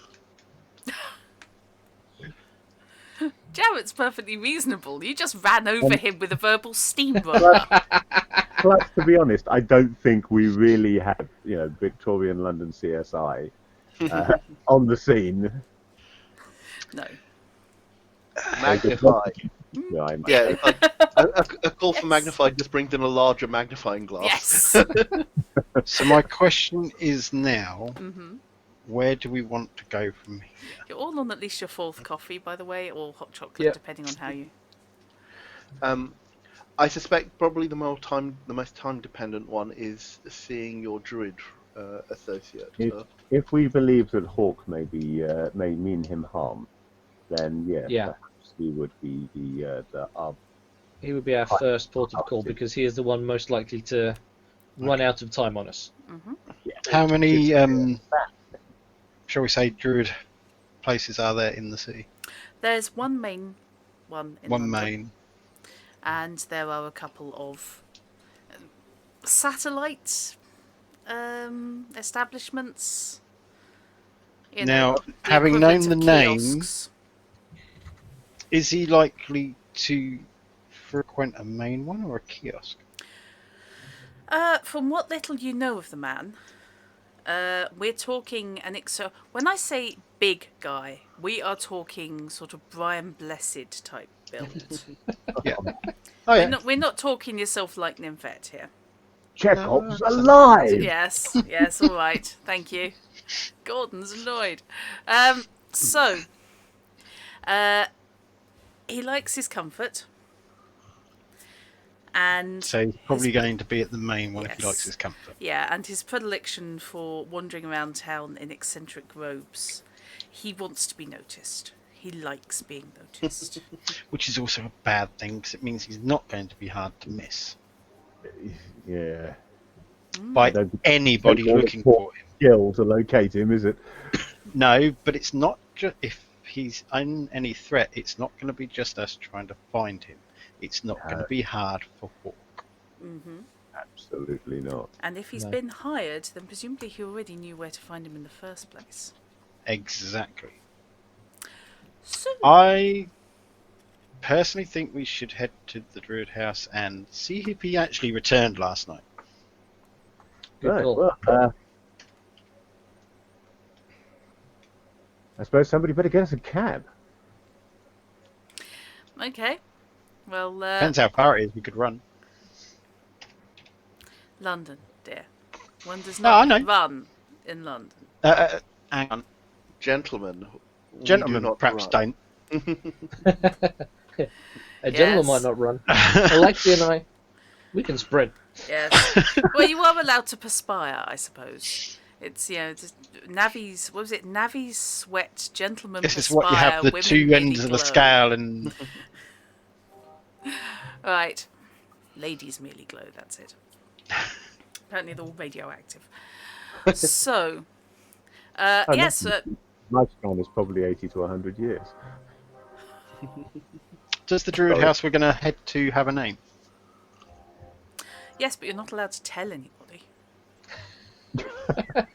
What's the part of what part of being in a secret Secret of magical society. order? Everybody's a mutant or everyone's in a secret society. Oh, hang on a minute, that's paranoia. Trust the computer. I was the going to say computer I is your didn't friend. think it was a secret society as much. It certainly isn't secret with Davis walking in and out the front door wearing robes and carrying a staff. And wanting to be noticed around town. No, it is simply, it has a name, it has a number. Okay. In this It case, probably does have a name as well, Yeah. but whether that name is official is another matter. I'm Yes. just thinking back to my days as a druid, the wrong type of druid altogether.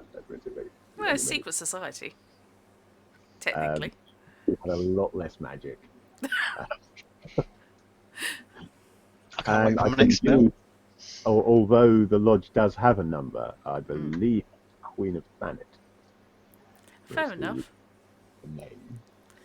So you Okay. think these tends to have such a. I mean, if nothing else, the building probably has a name because it's going to be a flash building. These are the Well, I sort was just thinking if we're getting a cab, who's telling them where we're going? Okay. It's You not can really both. you can give the address. The building itself, however, is the colonnade. Fine. Could be worse. Could be the cannonade. Could be lemonade. And it's Yeah. near St James's Park. I hope no one expects to know where in hell in London that is. Well, I'm taking punts that the person who lives in London or lives near My it. knowledge of the geography of London largely stops at there is a place called London. About the same as mine then. I'm quite good on the underground map, how it relates to actual above ground London. Yeah, I'm with Drop there. Used to be to everybody. Yeah. Always makes me giggle when you're looking, okay, that's 6 stops on the underground, or in fact 50 feet. If you just cross a road. Yeah. So yeah, let's hail a hansom, shall we? Yes. Or an average, depending on how picky you are. Very. I see. Okay, yes, you can indeed summon up a hansom. And an actual horse, albeit with brass levers attached to the harness, comes rattling up. It even has a Brass driver. levers on the harness. What? For information purposes, St James's Park is the large green space to the west of Victoria. Yeah. I know the underground station by name. Yep. I can only picture the underground station because Yeah. I've gone through it several What he times. means is the park in this setting actually follows the Queen around. Yeah, so it's one of the southernmost of the royal parks, heading towards Kent, Yeah. area around Victoria, Kensington, Green Park. So how long is that going to take us from where we are? Well, it's going to take We as long as don't the cutscene know where we are. takes. It's as long as The that. cutscene. Don't knock it.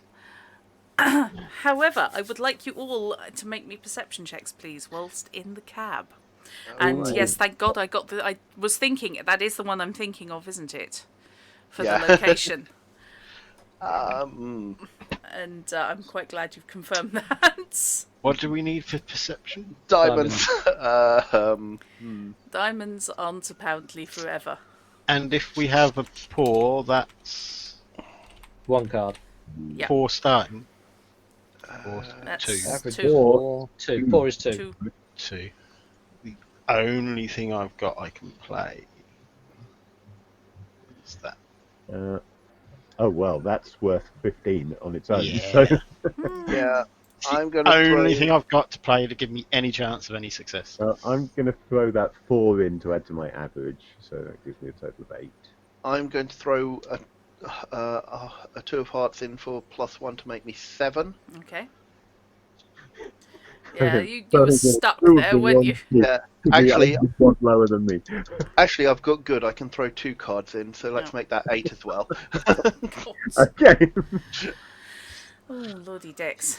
Okay, so I'm going to be really, really tight and rely on everyone else's perception. I'm going to When throw you that say in. everyone else, you mean Alexi, don't you? I'm going to throw that in for a 1 to give me 7. right, okay. Let's pull those back. I'm not sure if that was a head in hands or if that. Yeah, that was two different people there just said, oh, well, I'll throw in this terrible card that only gives me +1 to put me 1 below fish managed. Anyone who thinks that Randolph isn't particularly perceptive. They might think that. They'd be right. He's not Okay. unperceptive. It's just there are more things to be concerned about. He's perceptive to the right things. Absolutely. He's terribly perceptive. He's just always focused on the wrong things. Hello, Bertie. I missed the assassin entirely, but I did see that young lady over there. And Yeah. that new tailor's that's just opened. Randolph is like Bertie if Bertie wasn't annoying Yeah. in so many ways. Wait, Randolph's not annoying? I'm playing. I think it's a completely different axis to how inverted he was. It's a matter of scale. I haven't yet dropped a building on you. Okay, so don't like There's a the sound Yeti of in that. Yeah. it may Randolph be on the actually list has of options. Randolph has the money to back up. Yes. Although I have to say, I do love the armour. Right. So, Alexei, when casually glancing out of the window, going, "Oh, I'm not normally at this height. I'm normally down there in the shit." Not quite that low. No, Close, but not quite. Crossing certain roads in London when horses are a prevalent means of transport. Yeah. Yeah, let's put it this way: everyone's got really nice roses. So, Don't stop to smell them. hey, don't knock it. My mum used to swing out and grab manure when horses went past when I was a kid.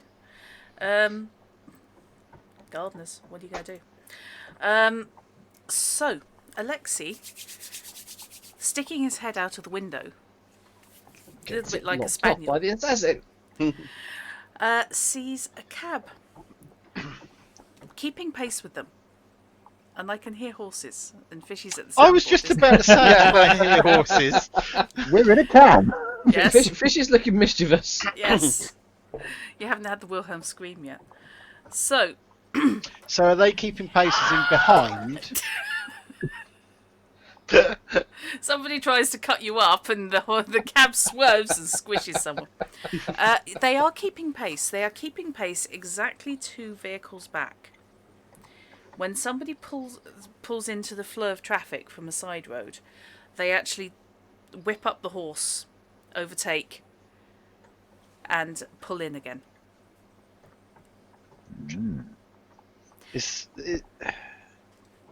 I'm assuming they're basically keeping no vehicles between us. They're keeping 2 vehicles between you 2 vehicles, Yeah. and that's it. All Yeah. times. Two at all vehicles. times. What happens to the traffic? Yep. Hmm. Does appear to be a cab, or at least it looks like a standard 2-wheel Hanson. Dash it! I wish we were in that cab. Always wanted to say follow that cab. I wonder what would happen if we did say that. Yeah, okay, let's put. Image of these 2 cabs go round and round in circles. I will say now, you do not get to do a handbrake turn in a Hanson. Ah, Why? You can do it in a battleship. I knew that was coming. I knew No. that was coming. No, I will bad. never forgive it. I will never forgive that film. No, fair enough. That was because it was awful. So, no. So yes, you are being followed.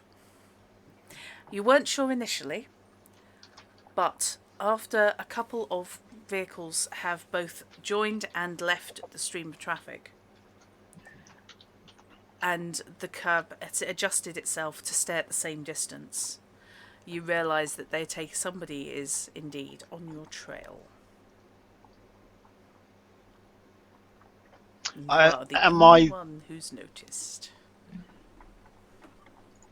not to disturb you, gentlemen, but I do believe we're being followed. In what way? There's a Hanson 2 cabs back. Always 2 cabs back.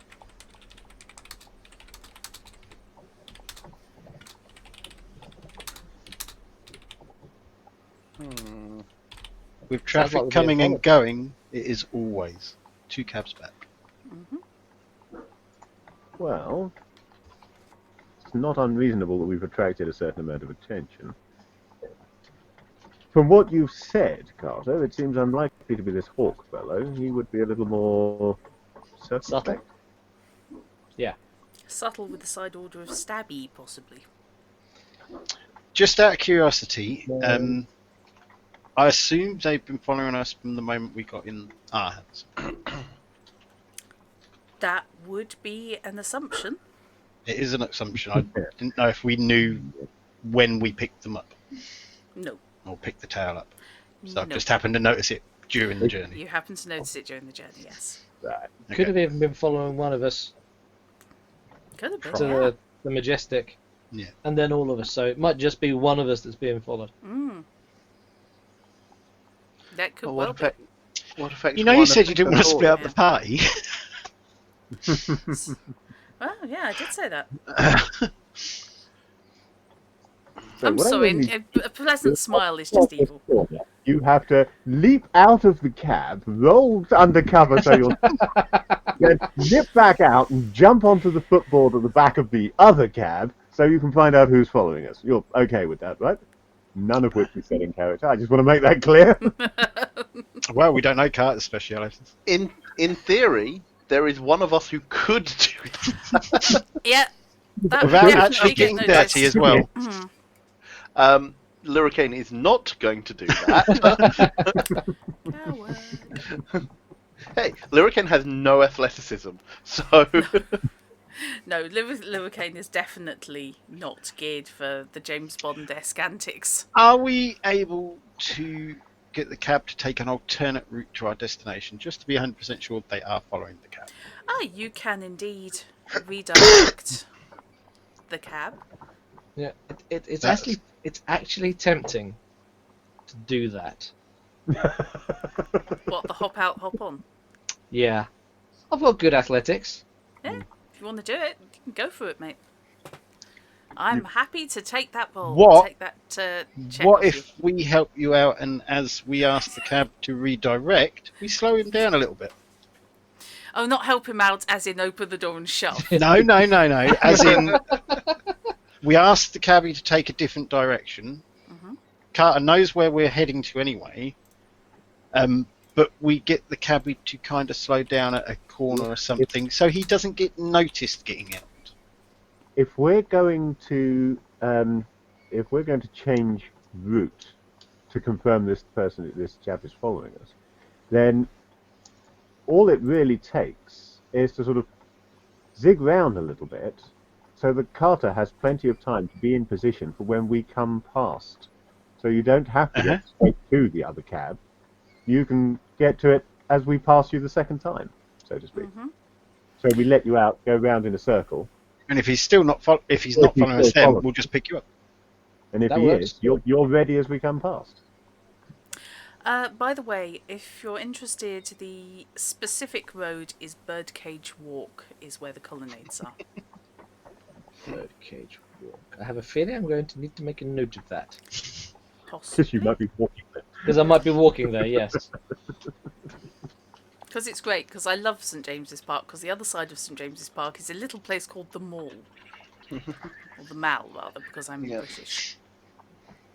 Either way, we still need to try and get the driver to divert in a way that will not allow Carter to be dropped off without being seen. Yep. If That's it, we just- take if we take our turn, which side of the cab is Carter sitting on? You had the same I thought hadn't as me. chosen, but yeah, Because we whichever just side. turn in the opposite direction. So the door that I exit from If we're- is, yeah, that's what I was thinking. Yeah, has a St cab James's between Park, is it that and Rebuke. square or round? St James's Park is kind of lozenge shaped. Lozenge change. Are we going clockwise or anti-clockwise? You are currently heading up heading down Horse Guards, and will shortly be turning right onto Birdcage Walk. We're really close. It's okay, go past and do a lap. But we need you to turn right so you can get out the left. So turn right onto Birdcage Walk, and then keep going, and do a lap. Yeah, could do. Yeah, that would do. That works. Yep, you could quite happily go down the mall back round again. Yeah, that works. You know, I had Well, a I'm going to great- ask the driver to do that then. distance. I'm Sorry. also going to ask him take it a little bit slow on the corner so Knight has the time to get out. Okay. Without killing myself. Yeah, this is just because they charge you extra for each person who's in the cab at the end of the ride, isn't it? It's just everyone's going to hop out and there's going to be Well- one bloke sat there. That's going to make no difference if we're picking him up again later. True. Sorry, Fish, what were you saying? No, I was just making a random in-character comment. Don't worry about it. Okay. Okay, so, yeah, The turn is coming up. Who's asking the cabbie, and how are you phrasing it? Slow down on the corner for a minute, mate. Okay, fair enough. Right. The We haven't turn. actually asked him to do that loop yet. We Not could yet. do that. Not yet. Because I'm going to allow Knight to get out, and then I will ask him as he approaches the place just to do a lap. Knight, would you Yes. like to make me a athletics check, please? Yes, I would. So how many broken legs are you going with? That's what I'm trying to work out. What can I get away with, and what can I say for what inevitably is coming up at the other end of this little jaunt? So, We need a drum roll on. Before he jumps out, can I ask one question? You said got the the cabs drumstick. were two cabs back. Yep. Time-wise, for passing the same point, how long's that? It's not like you've got chevrons on the road and can count. No, but you can count the time it takes you to pass a lamppost for the next one. You can indeed. Okay. You've got tops 30 seconds. I'm going to ask Carter if he can actually do that now.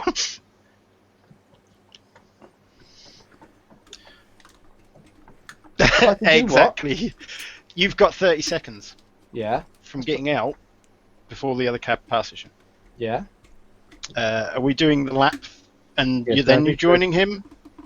The whole Well, advantage of the lap 30 is that you've got 30 seconds to hide, and then couple of 30 minutes. seconds is plenty of time to get out and then get in the next one as it comes in. 30 seconds is a long time. If you stand there and count 30 seconds, it's Okay. a long time. Well, do you want to just do that? Mississippi 2. Yeah. Okay, so I'm going to take an athletics check, please. Yep, so starting at 6, Okay. that makes 9, Okay. and that 11 should be sufficient, I think. It's only Okay. half a round. It's only half a what? Half a round. True. Okay. So, yes, you can hurl yourself out of the cab. Oh, yes, Fish, you need to draw. Sorry. Oh no, that's right. I just played something. Then. Just realised I'm showing completely the wrong thing.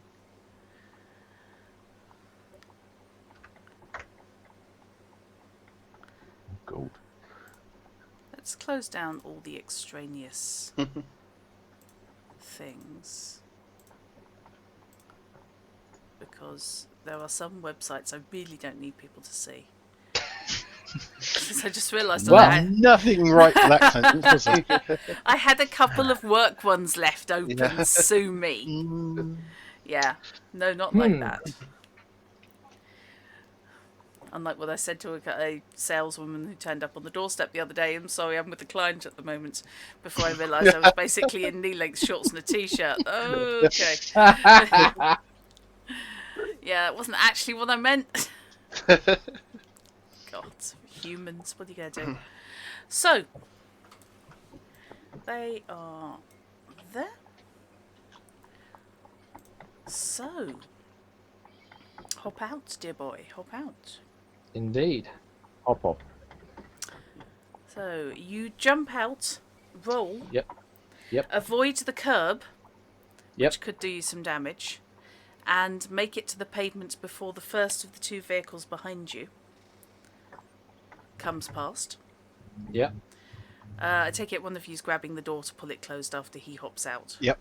Yeah, whoever is next to him. Okay. Which, given that Alexi's on the other side, because otherwise he wasn't looking out a window, is either going to be Randolph or Livercane. Okay, I'll assume Randolph then. Sure. Squished up next to Livercane. I'm sure they're both thrilled. Grab a door. Right. So the first one goes past. The second intervening vehicle goes past. The And I'm third. jumping on the third. The third. Right. I will take another athletics check. You have had a cry, a little chorus of "Oi, Mister," and what? That I'm from various completely people. ignoring. That you're completely ignoring. Yes, I thought you Yeah. probably were. So again, athletics starting at 6. Yep. That makes 14, and Uh-huh. just for a bit of luck, 15. Okay. You manage with great athleticism to leap from the curb, get one foot on the running board of the cab, another hand over the open window, which obviously is also the door, Yep. and can pull yourself half up. You get a view into the cab before the door is roughly shoved open, sending you sprawling back out onto the road. Ooh, I say. Make me a perception check to see how much you saw of the cab's inhabitants. Okay. I have to step away for a sec. Shyst. And that is going on to a perception of... Where's perception gone? Yeah. That's a good perception, so 6 plus the Joker. So 21. Bugger. Right, okay. I said I was saving it for something You important. were, yes, you were saving And that for causing trouble. Excellent. No, it's fine. It's fine. Did he play the Joker? I did. Did I get as far as a g'day before they So you kick the get, door open? Basically, yeah. So you get double points for this round then. Yeah. I did wonder if anyone was going to make that. Yeah. Gain yourself your remaining cards back. Okay. Believe this. Yes. Oh, In that good. case, you can see clearly the Now the rain is gone. inhabitants of the cab, which is 2 dwarves. Would it be the same 2 dwarves that were... Two It remarkable seems men. likely to you. Did they look a lot alike? They kind of do look identical, yes. Probably dwarves all look the same anyway. So. No. Been there. Done that joke. Not even to the Australian eyes. On that The have trained, an image perceptive Australian eyes. Yes, true. On that have not an image of Aussie dwarves. Because they're all immune to fire, so they can all do the barbecuing. Yeah, it's perfect then, yeah. Yeah. Aren't you worried about the flare-ups? No, not really. Okay. So in this universe, dwarves invented barbecues. They did now. Just imagine it now. Leap on the door. Just about. G'day. Swing. Oh, Yeah. shit. Yeah. No chance of hanging on at all. No. Damn. Not with what you're doing. You basically got one elbow over. And we're reaching up to get the thing to open the door. But unfortunately, one of the nearest one just boots the door. And it swings open and catapults you off. Okay. I will take an athletics check purely to ascertain, but it's not a difficult one. For a safe landing. For a safe landing, yeah. Okay. Is that with the cards I had remaining, or can I include the ones I've just picked up? Once you've just drawn this, it's a separate action. Okie dokie. Let's see. Oh, I kind of want to keep those. I kind of want to keep... What does that get used for? Just trying to work out what cards I can actually afford to throw out of the 4 that I have. Okay. Now those 2 are only going to get me 1 point. I like this system because you can judge your own level of success to a certain extent. Yeah. Yeah, it has its advantages. It also has its disadvantages because there are times, and as we've already discussed, where you want to just be able to throw a die and see what happens. Yeah. Yeah. Okay. Let's make it a reasonable one. Okay. Jacks are 11, Yes. making 17. Okay. You do your cat feet thing. Shoulder roll over a grocer. And land on your feet. As the cab that was following yours peels off. The horses are whipped up. and it basically does a U-turn. So it's coming back towards him. It's going back the other way, Okay. on the other side of the road. Getting the hell out of Dodge, presumably. Yeah. Is there any identifying markings on the cab? Not on the cab, however, the horse is a piebald, Ooh. which is Not not being a horsey wild type, I have looking. no clue what that means, but It means that it's black. It basically, think Frisian cow. Black and white. okay. It's not a wildly common. I assume Oh, most of the okey-dokey. other horses pulling cabs are just plain colour. A lot of them are just brown, yeah. So presumably, It was a since private vehicle. we have people watching, being aware, Hmm. know that the cab following us has now done a U-turn and is buggering off. Hmm. Will that have been before or after I asked the guy to do a lap? It's been about 30 seconds. Depends how fast you asked him to do a lap. You're still on Birdcage Walk at the moment. Well, I was going to wait and thought see if we Knight actually dismissed- made it onto the carriage. And yeah, I thought we'd dismissed the idea of doing a lap because he was just going to go straight to the carriage, wasn't he? Yep. Yeah. Because if he made it onto the cab before we reached destination, would we have seen him be thrown off as quickly? Good question. I think we possibly would. We would certainly have seen the cab turn round. Yes. Because we're watching. Even if you didn't see the person. Possibly a perception check to see whether we saw the flying Australian. That's such a circus Because if act. we saw that before, I asked, then I'm going to ask the cab driver to stop. Yeah. Okay. This is where he's kind of going with the have we seen this? Yeah, don't worry about a perception check. You can see the cab, the suspicious cab, pull around, do a 180 and leave. Then I'm going to ask the cabbie to stop sort of immediately. Yep. Because I'm assuming Night Bites is only like 200 metres back or something like that. How fast Either do you that think or these I'm on and things they've go? captured me. Well, yeah. Okay, Knight, what you doing? You say it was a grocer that I'd sort of barreled over. Yes. What was on his stall? Oranges. May I? Yeah, right. Cheers. Have a good one, mate. And then head off towards these guys. He's slightly baffled because you literally just tumbled over him. And he's kind of... I was I was banking on that to not have to pay for Yeah. Yes. Free fruit now, but Absolutely. but a resentful NPC in the future. Let's hope we don't come down this street again. Yeah. Why would you want to Well, come I through probably central won't. London? You might, because your lodge is here. Yep. Yeah.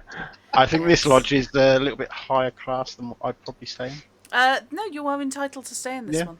This is your quote mother lodge in London.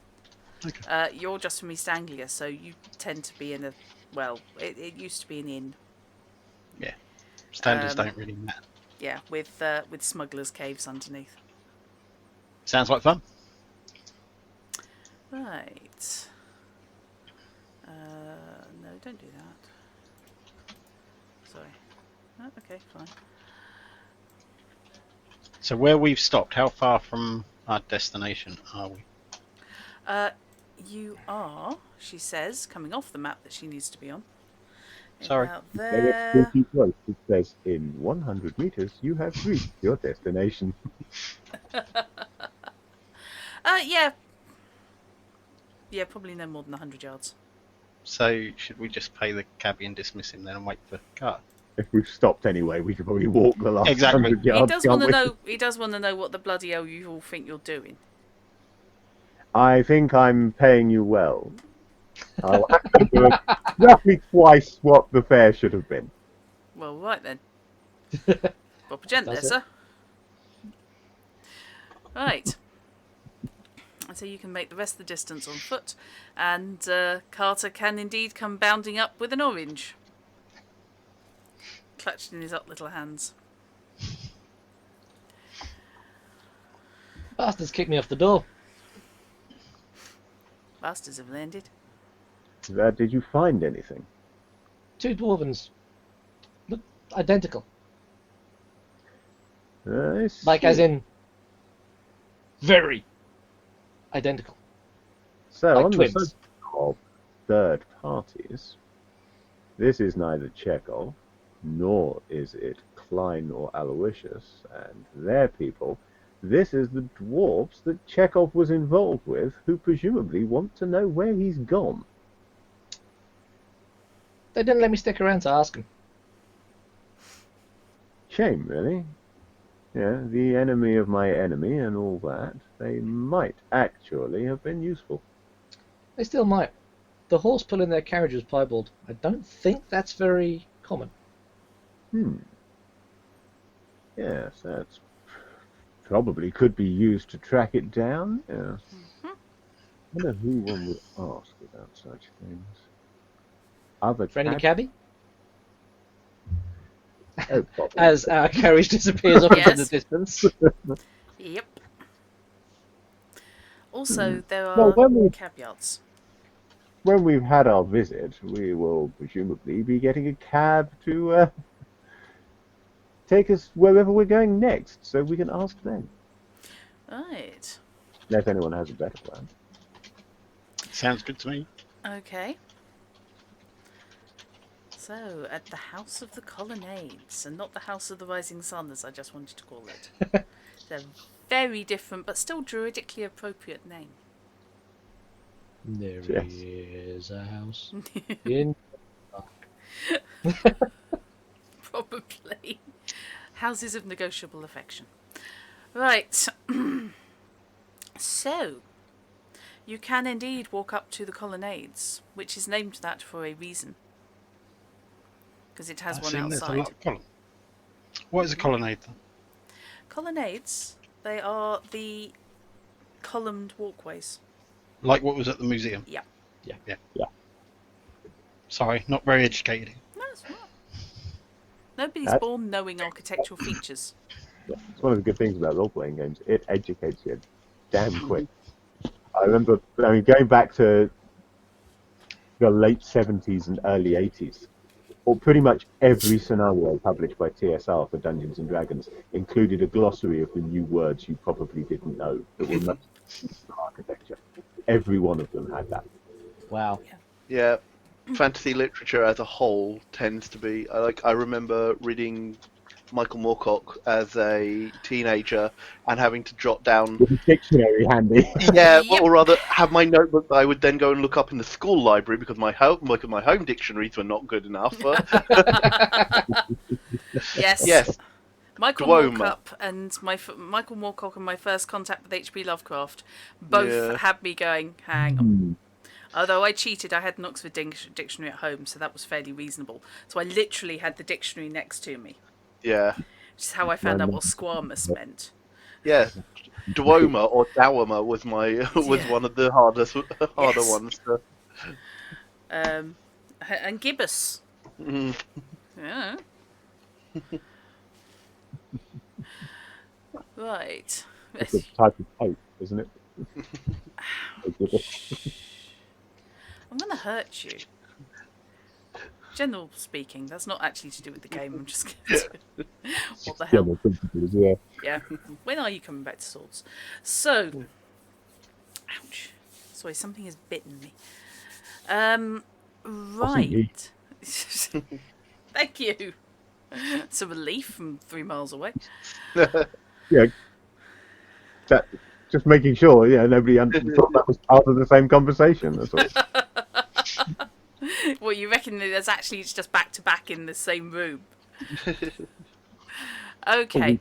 You share a flat. Yeah, good point. So, yes, the colonnades are there. There is a doorman in flash uniform with green braid linking his shoulder to his collar, and a small, discreet emblem of your order. Yeah, druids and their colour coding. Didn't say it was subtle. Nothing about this game is subtle. This game is I'm in learning big that. print with exclamation marks. I look at him closely to see if I can determine whether he is true neutral. Nope. Very nope. So, for those who don't know, in earlier editions of Dungeons and Dragons, druids had to be true neutral alignment. Yeah. No, this didn't mean druids had to be evil then good. But some Alternating. people don't know how alignment works. Yes. Okay. The Night Dawn- homeostatic approach to alignment. I know. I think it's the tightrope walking option. You know, you lean Yeah. one way, then you lean the other. Then yeah. No. Yeah, I've always gone with So, bit more walking nuanced. up to the door, is the doorman likely to recognise? The doorman will not know you from a hole in the ground, possibly No, literally. fair enough. However, you have in your possession the pin which identifies you as a member of the order. Okay. Because that- Secret badge. Yes. Yep. You So that's can- not going to be in common visible, it's going to be sort of under a collar or something like that. It's entirely up to you. I mean, you can wear them openly if you wish. may- I'm just thinking Like the way his open. no one saw it when I was at the party. Nobody cared, really, So- to be fair. Well, I'm just thinking of Lyricane's reaction to my little electric show. Yeah, it did come as a surprise to us that he was. So they didn't have any inkling. I'm No. assuming I wasn't wearing it It, openly. these logos could be medallion, they could be a medal, they could be a pin, they could be on your watch fob. If you're feeling really dedicated, you could have it tattooed on. Yeah, I like the watch idea. Actually. I know you like the watch idea, but I like think- more the fact of having a pin cast in my staff that I don't currently have on me. No, you've had your staff, but That's you've kinda never cool, actually had but- it. No, exactly. But I just like the idea of it being in the staff. But I'm assuming it's going to be sort of under my shirt collar, and I'll just Yeah. flick the collar up to show it. Okay. I assume he's going to ask me about my friends. Or is he just going to allow me to take them in? Your companions can wait in the strangers' lounge. Strangers Lounge. Hey, Get much stranger than us. Elaborate. Okay, every club, and that's basically what the lodges are, Mhm. will have a members area, which is literally members only. Okay. Some may let you sign for a non-member, but there will always be a strangers' lounge, which is where non-members can come and meet with members relatively freely. Okay. So while you could go further into the lodge, your friends can't go any further than the strangers' lounge. Is there any way I could take any of them with me? Well, if you can think of a really good argument. But this chap only deals with getting you inside. Yeah, so I'm assuming there's like a desk like a hotel or something Yeah. inside. Yeah, there's basically double doors as you walk in with appropriately florid, and indeed floral, twisting vine design painted on the wall around. And to the right hand side is a door marked private. To the left hand side is a desk. The right hand side is a door marked private. To the left hand side, a door marked corporal. Where does the staff sergeant go?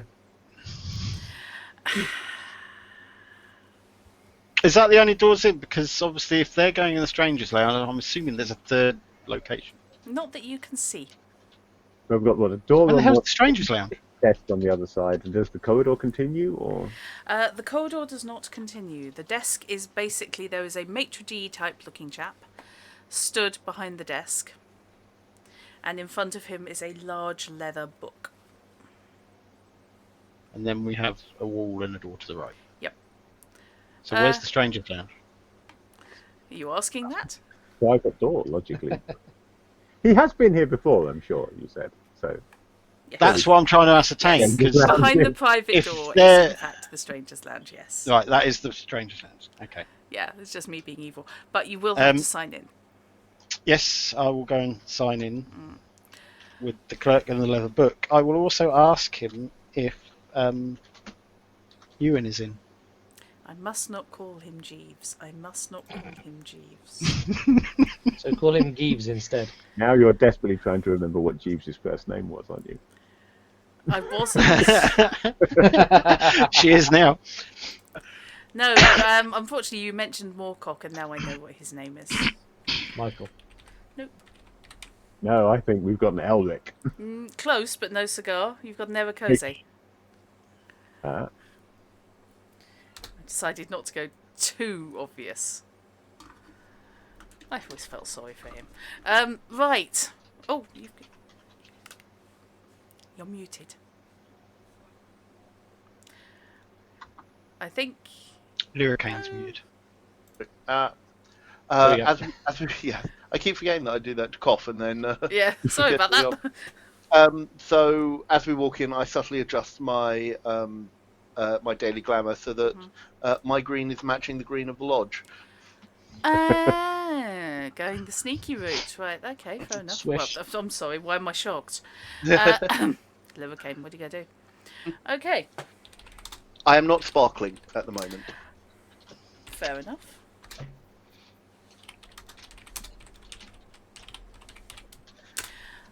So, You know, I think you should have that particular part of your glamour tied to whether you're moving, so that you're either sparkling or still. Oh, are you implying Livercane's a long drink of water? I didn't say that. No.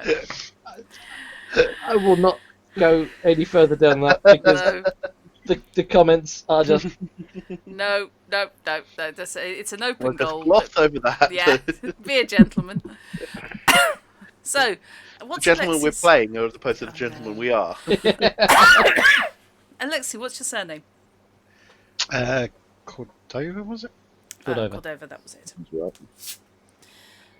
Master Cordova. If you would sign in, please. Certainly. I need to get a certain level of snottiness into this. Right, excuse me one moment. Let me just do that. Sorry, my throat's on its way out. Yes. You can sign in. I will allow you before you ask if Ewan is in. You're signing in on a double-page book where all members have to sign in. How far back are the pages? Is it just today I can see, or can I see last You can night's? see the last 30 entries, which go But the back date- several days. Okay, so as I'm signing in, I'm going to look through the Okay. other names to see if Ewan's name's there. It is indeed. You can see it. The man is not subtle, Mhm. which you knew.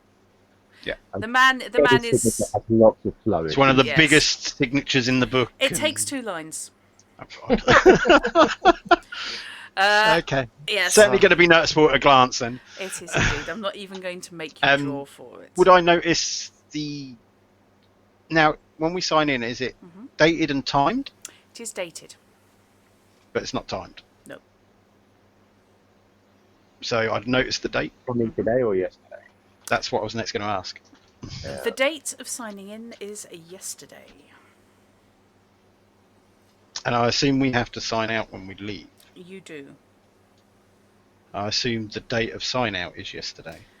There is no sign out date. So technically he hasn't left. Well, as you know, yeah. Well, we know different if we've seen him, but as if far as this is- they know, he hasn't left. hmm If this Okay. is going back several days on this page, hmm and if his signature is that obvious, does it appear earlier? Has he been in and out a couple of times, or is this the Yes. only? It appears towards the top of the left-hand page, yeah. So has been an out and before and signed back in Yep. for yesterday. So we can't all see this in question though, can we? It's purely okay. I'm I'm assuming with him having... trying to throw information that will help me. Yeah. Mm. Yeah, sorry. Right.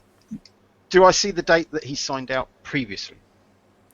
That will need a perception check. Okay. His signature's big, but his handwriting sucks. Just remind me of the suit for perception. I should know because I use it so Diamond. frequently. I want Diamonds. Diamonds, yes. Oh crap. Yeah. There's so many times that I'm hearing. Oh crap! Yeah, my cards list today have not been as good as last week. Oh, your cards last week. rather. Was I've got stunning. nothing that will do any good. You don't I'm trying to have think if put there's a anything in. way.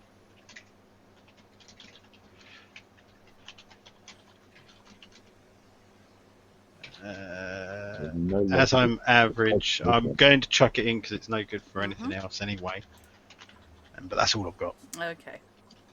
So you've got 2. Woo. That's So, the average what makes it 6. 6 indeed. Just proving I can do simple mathematics. Right. You're reasonably sure that it's either 2 days ago or 4 days ago, because it's either the 6th or the 8th of the month. Okay, so it's either way. It's a couple of days prior to him signing back in. Yeah, Lacey picks up the book, much to the disgust of the man behind the desk. Says, "Does that look like a 6 to you?" The thought had crossed my mind, but I don't think I'm going to get away with that. No. I think you might not. No. I'm Not, fairly not sure. sure if it's something that Alexei would think of, but having seen potentially one person who has, by accounts, stayed overnight, is it a trend for other members signing in and out to be signing in one day, signing out the subsequent day? Okay. Yeah, that's I something think that you Alexei can can see. assume that this will operate in a very similar manner to. The biggest thing that's working through my mind is: did he sign in after we saw him, or before, and just never actually signed out? Are they timestamped? They're not. I just have an image of someone built like Brian Blessed, circa Blake 7, episode 3.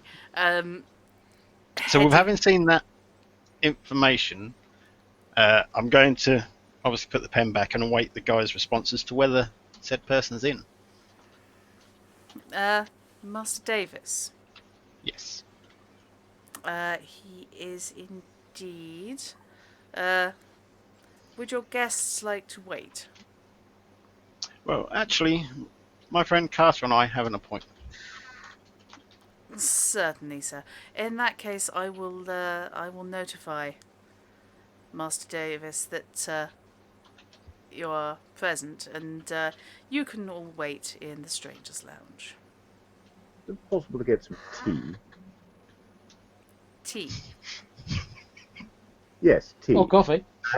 It's a drink. Usually comes from India. There are the bare minimum facilities provided to non-members. The bare minimum facilities. Indeed. Water?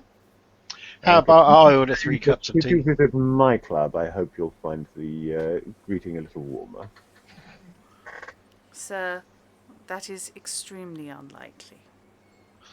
Well, yes. He indicates the door marked private, and you can indeed progress into the Strangers' Lounge, which is quite nice. I want to take a different path to the Strangers' Lounge Okay. than the other 3. Oh. Because I'm assuming I've got a room here. Yes. So is it possible for me to go to my room while they go to the Strangers' Lounge? Yes. Is indeed. You can go through the double doors. You're allowed. You're special. Speaking back to the book, Mm-hmm. they wouldn't have had room numbers on it, would it? No. No, okay. That's none of anybody else's business. No. That's fair enough. I just thought I'd check, because I know some places log numbers of people staying. No, the maitre d' will keep track of what room everybody is in. Good luck with that. In theory. Yeah. So yes, the Strangers' Lounge is well appointed. There are some reasonably comfortable looking leather seats.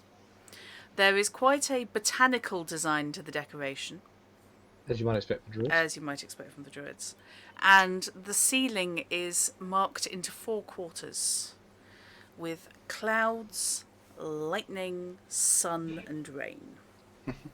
So we're in a William Morris place, aren't we? Yeah, you know those really unsubtle designs you get at like Mandalay, not Mandalay, Mandeston. Mm. As We haven't got the I meant silver to say, staircase, as so- we sort of, I let them know where I was heading, but as I let them know where I was heading, I just asked them to keep their eyes open. Okay. On the way into the Strangers' Lounge, Yeah. Rand is saying, well, I suppose they're probably more familiar with Welsh than Greek, so I can understand they're getting the translation a little off. Right. There is a gentleman waiting with napkin over one arm. Sir, can I get you any refreshments? A He's- pot of would be lovely. Tea.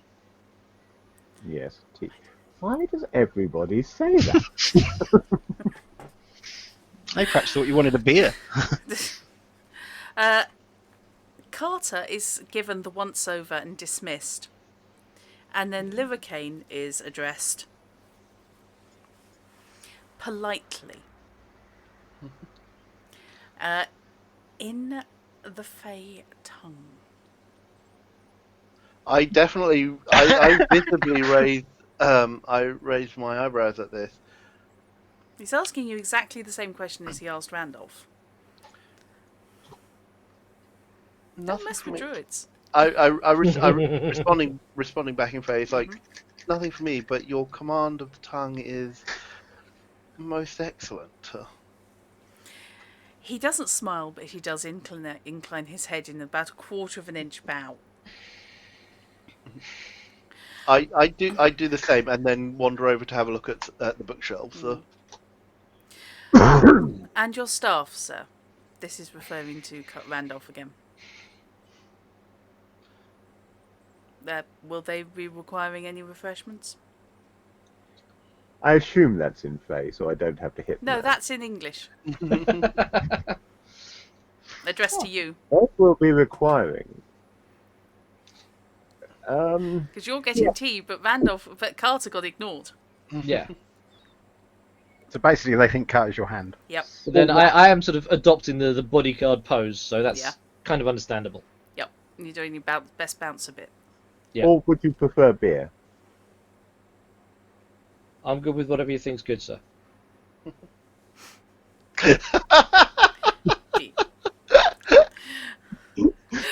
Bless. Right, okay. I'm sure this is not how this scenario was going to go when I first wrote it. No scenario ever survives first contact with the players. No, never, ever. Doesn't happen. Right, okay. After a very short amount of time, a silver tray is brought out with a silver pot and assorted accoutrements for the making of tea. With a small little cow creamer jug and a... I've got one of those. I don't know where they come from because everybody I know owns one somewhere. It's in the back of the cupboard and nobody ever buys them, and yet somehow they appear.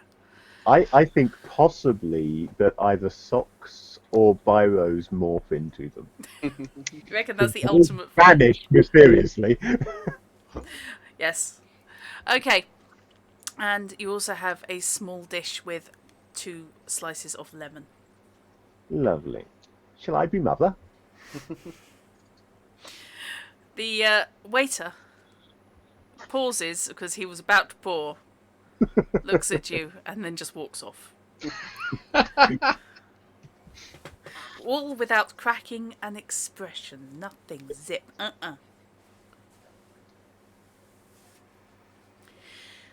Right. So, where was it you were going to wander off to, Livercane?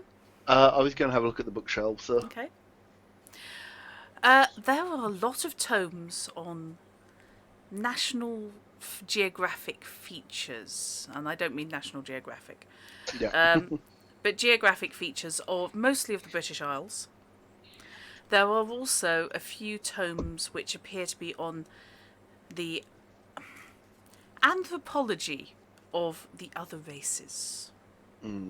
By which I primarily mean the residents of the Indian subcontinent, by the looks of it. Yeah. And judging by the typeface on one of them, somebody's been to deepest, darkest Africa. Mm, And I do mean not the most flattering of descriptions. yeah. For me, it's like I will idly browse, um, but this isn't actually like my forte No. or my area of interest. Okay. So I will. It is more just a case of keeping an eye out and just wandering around and having a look at the room and like out the Okay. window and such. Notably, there are no tomes on magic. No treatises, no descriptions, nothing. Makes sense. The focus is on the natural world, as is on all the paintings Yeah, I mean, around. This is the They're public going. area, Yeah. so Yeah. If this is what they get up to in the public area, what exactly do they get up to in the private area? Well, you know what they get up to in the private area, Alexei, because you have to walk through the first private area to get to the staircase leading to the rooms. There is the standard brazier in the centre of the room. There are small cages in which are resident various different pieces of livestock. Primarily chickens, although there are a few pigeons because London. And you have to go with accessibility. And there are elemental basins in which, during major workings, would be placed earth, air, fire, and water. So you can make your way past that. Nobody's in the middle of a ritual at the moment, which is handy. And head up the stairs. I got my players just vanishing into the grey. yeah. Sorry, I need to go away and check on the dog because she's No, sort no of. worries. I'm not sure if you can hear her, but she's making some very odd sounds behind me. So No, then I'm go going for to it. check on the dog. Go for it, Knight. No worries. Excuse me. Okay, not going to sneeze. Thought I was going to sneeze. Not. Right. Yes, you can head up the stairs, and to your room if you wish. I don't. You're in a galleried corridor with doors running along one side. Looks like your standard hotel, to be honest. Query with regards to time period. Telephone. Theoretically existent, but hardly anyone's got them. Telegrams are the order of the day, however. I'm thinking more reception to room. No. So that guy on the desk to let Uran know we're here is going to have to go to his room. Or use a bell. Or they may be That's speaking going to be tubes. a lot of bells. Or there may be speaking tubes. Okay.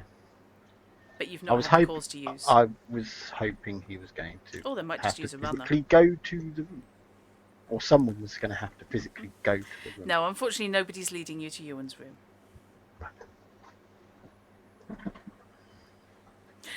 So, downstairs they're drinking tea. Upstairs, you're standing in the corridor, trying to work out. What ways out of the building are there? Is there just the one way in and out? That you know of. You have not explored the ins and outs. You assume there's a kitchen exit, because you know there's a kitchen. Yeah.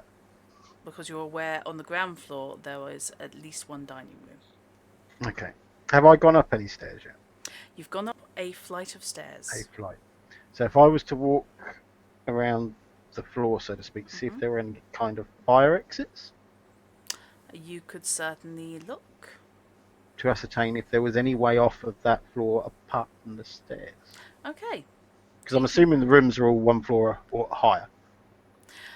You're on the residential floor. Yeah. So far as you know, there are no other stairs out. Okay. So there is basically the first floor, and there are however many rooms you haven't checked. But it's a square, and the rooms are all on the outside. So, as far as I can ascertain, I'm assuming the stairs are the only way out. Mm-hmm. I haven't met Ewan in person, have I? You haven't. So he's not going to recognise me. No? But obviously I'm going to recognise him from his description. Mm-hmm. So I'm going to wait around a few minutes near the stairs and see if anyone Okay. shows up. Right. This actually gives me a chance to do something I've been wanting to do. Uh-oh. It's fine. It's all definitely fine. not when you say it like that. Everything's fine. It's all good. What have I just got myself into? I just love the fact the relatively novice RP player, role player, is just now getting very familiar with what the GM sounds like. I have a general gist of how roleplay works, and Yeah. there's certain voice tells that are unmistakable. Yeah. The ones that to worry about with me is when I start smiling too much. I mean, like you're smiling now. Right. Let's just check. Okay, so that's going to be that. Scoobadum. Skibbity.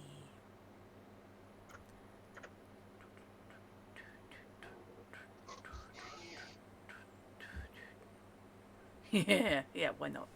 Okay. Why not? Your skin starts to itch slightly. And the hairs on your arms stand up. Okay. I'm assuming that's like a magical reaction. Yeah, that would indicate somebody is pulling together a significant amount of power. Because yes, this does indeed sit on the ley line, because why would you not park your magical lodge Okay. on top of a ley line? So now the next question is, am I going to be able to use this sensation to kind of home in? Slightly worried I was live role playing that then. I just got an electric shock off something. Ow! I got an electric shock off my desk. Oh, God. Static. Sorry. Let's see. I would like you to make me a perception check, but using your sorcery. So it's diamonds with your sorcery skill. I don't look at my cards.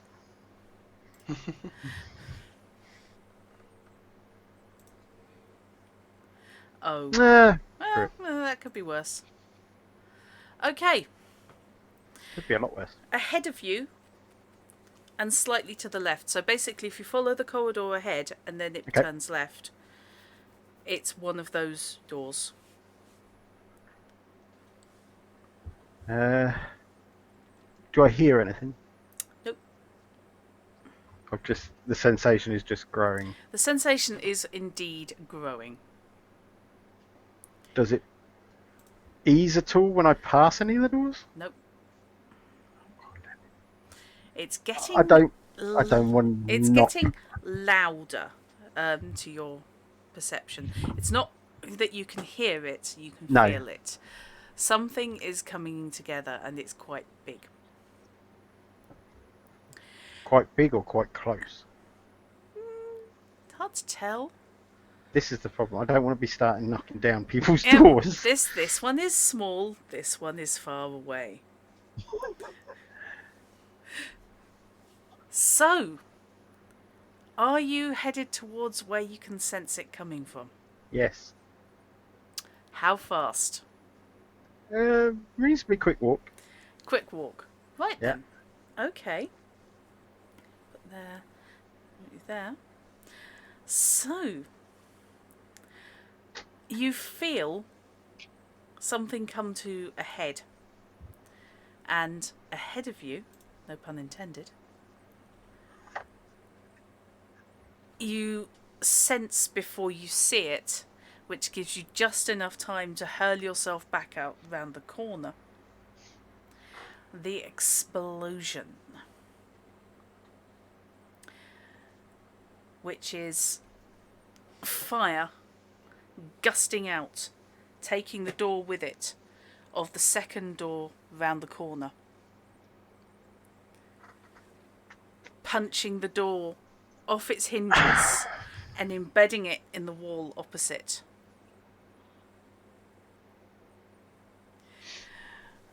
Now, when you say explosion, do you mean an actual kind of bomb explosion? Do you mean a focused? It's clearly magical to you.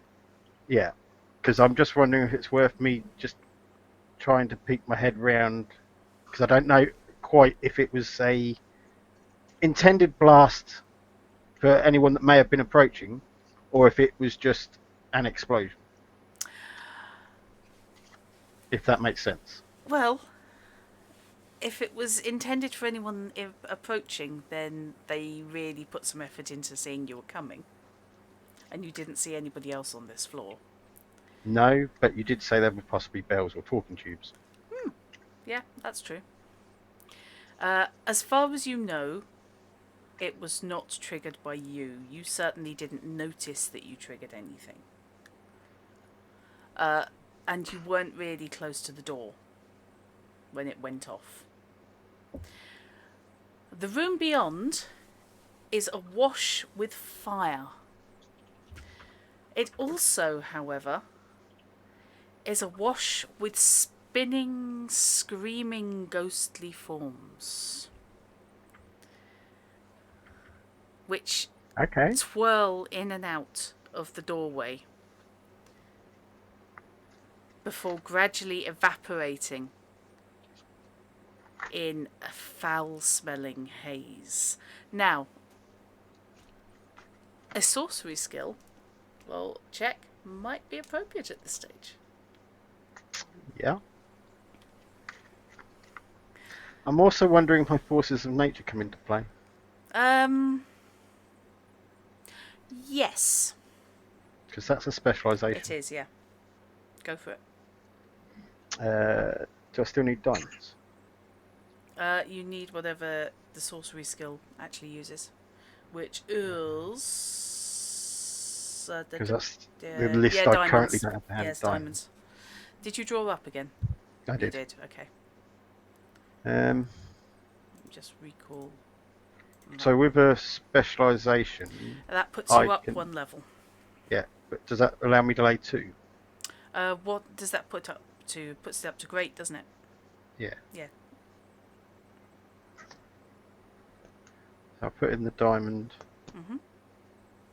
And a similar colour gives me half, doesn't it? Yeah. There we go. So, we're starting at 8. So you've got 11. Oh, all right then. So you're up to 15. So that's pretty damn good. Right. Okay. Somebody is using magic and they don't care whether the power is clean or not. What they've done is, instead of carefully gathering enough elemental power to create this fire blast, what they've done is they've just gathered in all the magic that they could suck up. And this has been the consequence. It's harmonics. Mm-hmm. The magic is basically reacting against itself. It's unbalanced. It's like a gimbal mount that's had sand get into it. It's juddering all over the place. Okay. And in this case, it's summoned up elementals, and it's also summoned up ghosts and spirits, which are now dispersing, and the room itself is on fire, and smoke is starting to fill the building. Or certainly starting to fill the corridor. Is there a fire hose anywhere nearby? Nope. Did we hear or feel the explosion? One From floor where we are? down there. You didn't hear anything. However, The I will windows take a rattled a perception bit. check. Yeah. Perception check, you say? Yeah. That's on diamonds, isn't it? That's diamonds, isn't it? Yes. Yes. Do I want to hear this? How badly do I want I was this? just thinking the same thing. What do hearts get used for? Social. How difficult Yeah. would it be for me to conjure a small water spell to douse the flames. You could indeed have a Bearing punt in mind at all water. the magical chaos that is currently happening, Yeah. is You that going to could- cause me problems? It shouldn't. If you're careful and only use the right kind of power. Because obviously I've got to take a couple of minutes to be able to build this up. Yeah. So if I drop in But I for my need a magic perception deck check, to do so. Yeah. that and that, Uh-huh. that puts me at 18 Okay. with my good perception. Bloody hell. I throw in a 6 and make it a 12. Okay. Throw in a queen, which I think puts me to 16. And then, Okay. fortunately, I can't throw another card, which is a shame because I'd really like to get rid of that low-ranking heart. Right then. Okay. So 12 was actually the target number. So yes, the cups on the tea tray chink quite badly together. The windows shake a little. Plaster dust comes from the ceiling. Do I need to draw a magic deck? You will. Give me a sec. Let me finish this description because this is all simultaneous. Yes, No there's worries. now a little film of dust on your milk. The problem As it is, starts, I'll move my hand over my teacup. and the two of you with the higher scores both realise not just that it's coming from above you, because you all get that, but which direction which angle it's coming from. Well, at the risk of aggravating our Towards the back of the hosts, building. Okay. came from up there, and I'm already in motion. But, Okay. right. Now, So if we take in motion, which way are you going? I'm going in the direction of the explosion. So towards the door, looking for a set of stairs to go up. I was going to say, I think without Luricane's etherealness, you might need to take an indirect route. Yeah, Yes. yeah. You just go round. I don't have the ability to go through the floors, unfortunately. No. Somebody does. Yeah. Well, maybe if I had a sledgehammer. So, what is the waiter doing? The waiter is not currently in the room. Ah, okay. He vanished off through a smaller, unornamented door. English, my second language tonight. Right. So, he's going to need spell duration momentary, which is 1, involves 1 element, which is 2. Performs only 1 task, which is 7 total. Spell within unaided sight, 9. Okay. Is it unaided? Uh, I'm stood on the corridor where the fire is. yeah, it's unaided. Oh, Within right. unaided sight, you don't. You Okay. don't need to you use. Can see. Clairvoyance or anything. It's just my Yeah. understanding, sorry. No, that's all right. The rangers are touched within unaided sight within a few miles in another city, another country, another Yeah, I dimension, don't or think another I'm time. pulling any of those off. No, they're not the easiest thing. So I'm up to 9, 10 at the moment, Okay. and you're looking as elemental. You're looking for clubs. Okay. So, with your first minute, you get a card from the sorcery deck.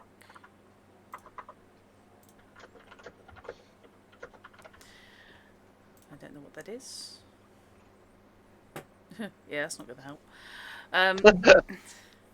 Yeah, you need 9. If you don't use all clubs, then you're going to risk what happened with the ghosts. So, Carter's coming pounding out of the Stranger's Lounge. How long is it going to take him to get to me? You don't know, because he's downstairs. Okay. I'm just going to try and focus this then. Oh. Okay. I'll knock my audio down slightly. Sorry about that, Knight. Yeah. It's okay. It might just be me because Fisher said he hasn't noticed it. So Yeah, that might just be me being unobservant, though. Oh, great, thanks. I feel so much better now. Cheers. Right. I have only an average perception. Okay, it may just be me not looking at the microphone. And then looking at the microphone and causing trouble. No, don't do that, Drat. So, casting a spell uses my sorcery skill, yeah? It does. You're looking for a total of 10. Good. Mm-hmm. That's 6. Yep. For your first Do minute, I have to play all cards? you don't have to play all the cards you've got. Do I have to play a card? You don't have to play a card if you can just do it on the sorcery skill. Which I can't, but I can wait for another card. Yeah. Okay. You can hold off for another card, yeah. I'm going to have to. I'm now moderating how I'm Want to sounding. not explode, that kind of thing. Yeah. There's all sorts of options. What I'm You're trying not to necessarily- do. Not necessarily going to explode. No, but after what has just Seen an happened, explosion, and that's what you said caused it. So the problem is, I can understand a touch concern. I'm a little concerned because if I start messing with how it comes out, I'm going to have interaction from what's just happened. Good thought. That could well happen. That's why I'm holding out for another card and got my fingers crossed. Okay. So, Knight, yes. where are you going? Are you going to the maitre d'? Are you going through the double doors? Through the doors we came in because Alexei did come through this room with us, so he must have gone wherever he went, a Okay. different route. The I only am working on the assumption that whatever Alexei was about to do is what triggered the explosion. Fair enough. So I'm heading looking for Alexei. So out the double doors and looking to see which way other people have started to move. Okay. And if there's a horde of people going one way, I'm going the other because Okay. they are probably running away. Right. I have a Charging- feeling Okay, charging with through where the double we doors. are, Yeah. there's not going to be many people leaving. Charging through the double doors, you Yep. find yourself in a strange temple type area. And you can hear the maitre d' yelling from his desk about how you're not supposed to be in there and he'll have you banned. But you can see at the far side of the temple, you can see a flight of stairs leading up. Ah, then that's where I'm going. Up. Okay. We'll talk later. Right. Found up the stairs. What are Livercane and Randolph doing in this first combat round? I look at Randolph with a quizzical expression. I will have followed Carter at a rather less precipitous pace, Okay. and be attempting to distract the maitre d' from chasing after Carter and stopping him. Okay. So Look the here, my man, this is simply not on. We came here with our companion to quietly wait while he goes about his business, and people are trying to drop a building on us, etc.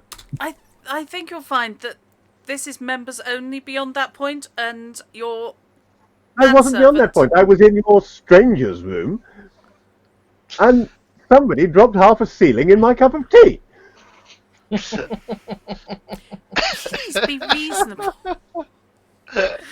Please, sir, be reasonable. Reasonable. He's looking between Reasonable. the two of you now in trying to see which one of you is more likely to be reasonable, and unfortunately it's Faye No. there. And... Oh, actually, to be fair, if when Quigley left the strangers' room, I didn't follow. Okay. Apologies for the assumption. I will go ethereal and head in the direction that that Carter had pointed out. Okay, And yeah, see you how did. far I can get. Right. Okay. So bringing up my fairy powers. Yep. Etherealness is great. So, according to the description, I become nearly immaterial, but I Yep. do still retain colour. Yeah. So I'm not invisible, Nope. but I am, for the most part, like just Yeah. a translucent outline. Fantastic. This will You're a cheer up ghost. the guy who's just spotted the ghost. Yeah. Yeah. I may fly through the air at great speed and pass through any non-ferrous metals. Okay.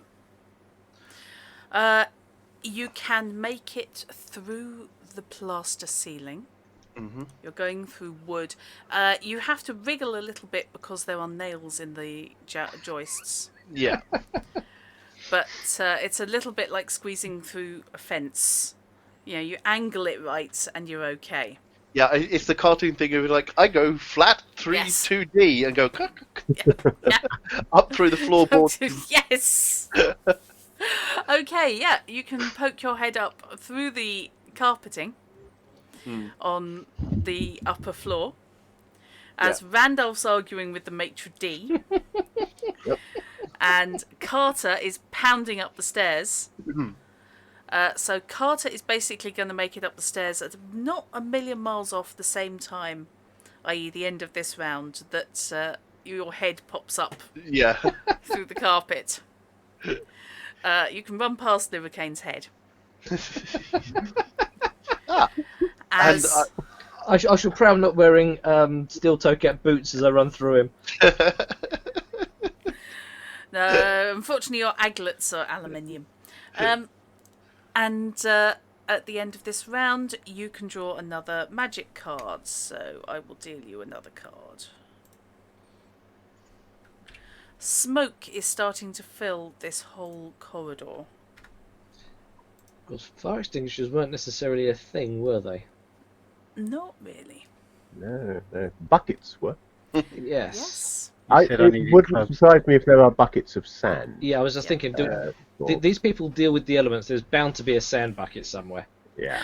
Yes, not at the top of the stairs, but if you keep going towards the source of the fire and the smoke, and you can then pull yourself up, basically drift up through the floor, and head along in the same direction. yes, I will follow Carter at Okay. this point, but remaining ethereal. Sensible man. So, where do you stand on there? Okay, is Neo, is Alexei going to cast a spell? I needed clubs, didn't I? Yeah. Yes. Yes then. Okay. Just as you both round the corner and the smoke is starting to get into your lungs. Less yours. We gloss over how Fae breathe. I quite figured that one out yet. And Do they breathe? that's an ecumenical matter. And Now, yep. was clubs for casting the spell or for what it was doing? Clubs is casting the spell. It's pulling off the spell. It's causing that effect. Okay. So you have summoned a quantity of water I was into going the to room. change that slightly. No. Okay. No. What you've got is what you've got. No, that's fair enough. So yeah, you basically can fire a small pond's worth of water with that into the burning room, which is going to go a long way towards tamping down the flames. Won't extinguish them entirely, but it's going to do a lot of good. Okay. This is what you two see when you round the corner. Is Alexei basically going, whoosh. Psychic We're pause doing a effect. human fire hydrant routine. He is, yeah. Does the whole sort of.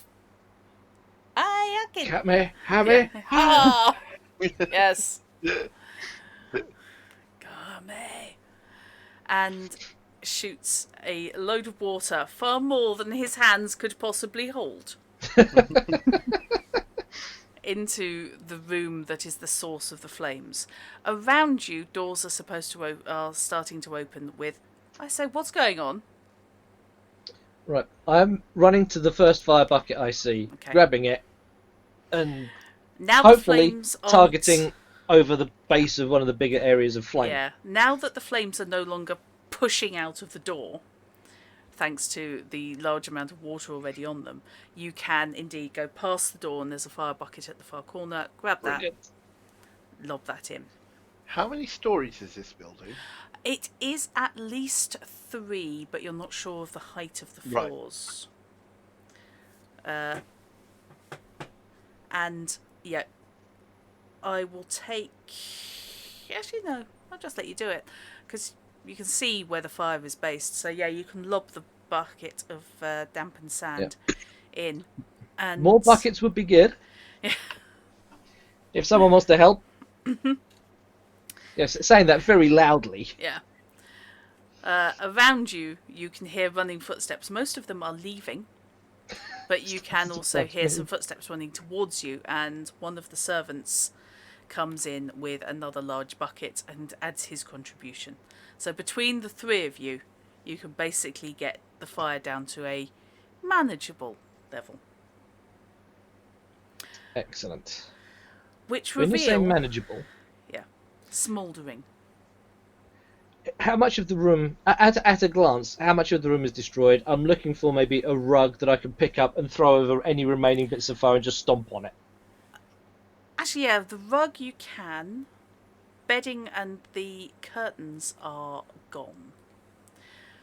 This is high-class student digs, is what you're looking at here. Also, the entire window has been blown out. Specifically out. Specifically out. There is no broken glass inside the room. So whatever caused the explosion went outwards. And started inside. Yep. I will then, whilst this is going on, I will basically zoom through the room. Okay. And hover outside of the window. Right. Make me a perception check, please. I forgot to draw back up. Draw. Oops, one. sorry. Draw 1. Perception, he said. I did. So many diamond cards today. Okay, so my base. That's why no other bugger's got them.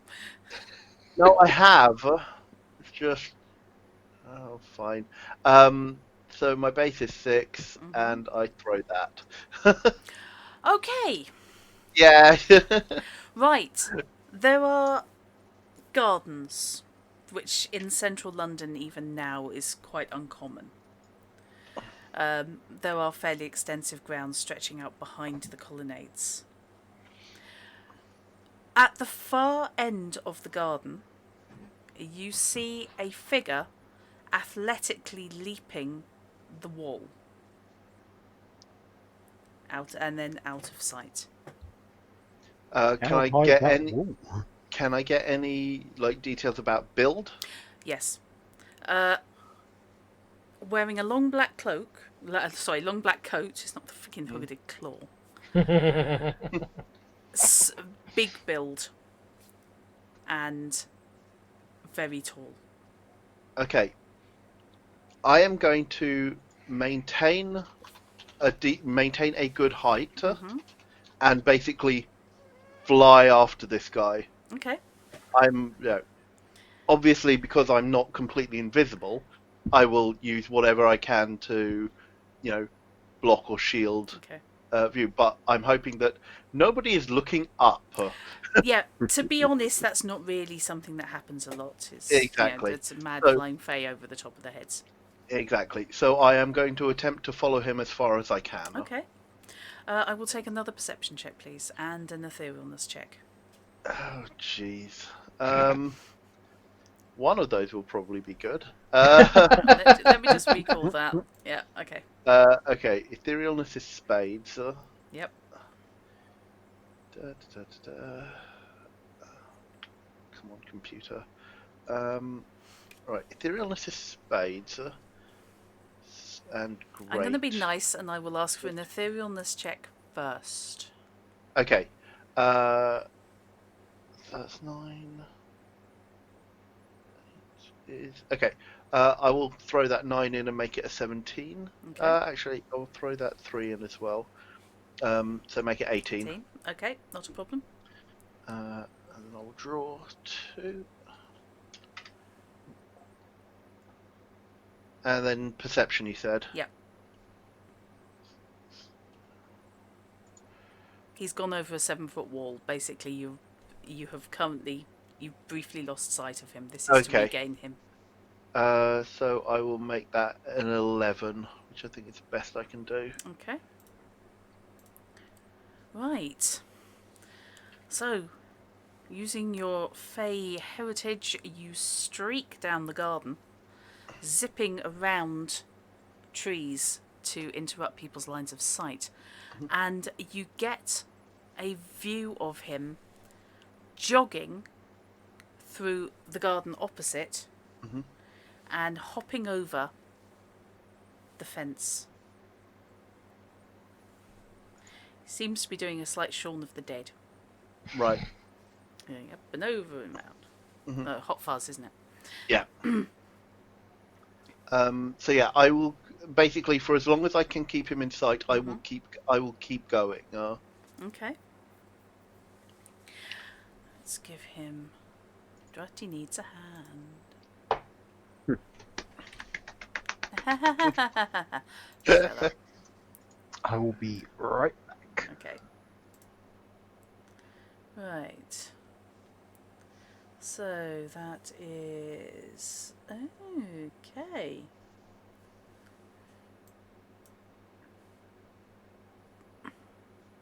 Right. You keep him in sight for a good couple of minutes. Yeah. Keeping elevation, zipping around between houses. Yeah. As you suspect, nobody's really looking up. You Yeah. do scare a small child looking out of their bedroom window as you go past. I wave as And pardon me. And as he finishes hopping over garden walls, and his next stop is the street. It's a wall he actually has to climb properly. This man's athleticism is impressive for someone who is big. Yeah. He climbs and looks, unfortunately, as he's climbing over, straight at you. Right. How high are you? So I am we were first floor, so how high was the, like, so 2 stories probably? So about 20 feet? 15, 20 feet? Yeah, like 20, 25, probably Yeah. about 20 to 25 foot up. Okay. Because I would have wanted a decent enough angle so that if he was hopping over walls, I could actually see past them as best I can. Okay. Yeah, about 20, between 20 and 25 foot up. Okay. And depending on how distant he is, it's like whether or not he will spot my outline at that point. Yep. He has clearly yeah. seen you, Right. judging by his next action, Oh. which is to reach into his greatcoat, Dodge! and he hurls something in your direction. Oh, right. Okay, this is going to be problematic. So, I need to deal myself another card. Yeah. I have a feeling this is gonna hurt.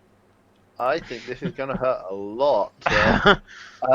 Do you have any sort of aerobatic skills to help with flying while ethereal? That's not what worries me. No. No, because I rely purely on the ability to just fly. I can't. If you need athletics to maneuver, I can't do that. Yeah. No, it's an etherealness check to control your Okay, like that Yeah, is it's a fine. club's etherealness check specifically. Oh, I thought it was spades. Spades, etherealness is split, Oh, which I right. hadn't realised Okay. before, because that will teach me to not read it. Okay. Which is flight is an element done under clubs. So it's Right. the same skill level, just different suit. Okay. You don't have to argue this one. Sure. And I can actually, can I do an ethereal to try and dodge this? Because You can. okay, cool. Because normally, if it was a combat thing, You wouldn't I need might. to for the most part. Okay. Right. Because it's whether or not I could actually use that or had to use courage. No, you can use that. Cool. Then so clubs, you say, right? Yep. Bring this up. Great. Let's make that a 20. Right. Okie dokie. Let's make that there.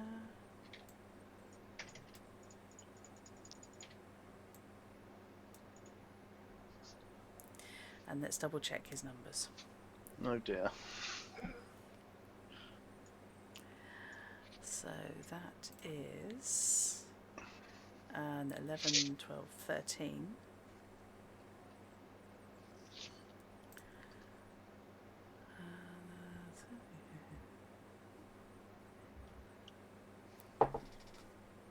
No. 8, 10, I 11, dread to 12, think what just 20. happened. Oh, you jammy git. The bad guy just rolled 19. Yes. Oh! I just chucked in all the clubs I had.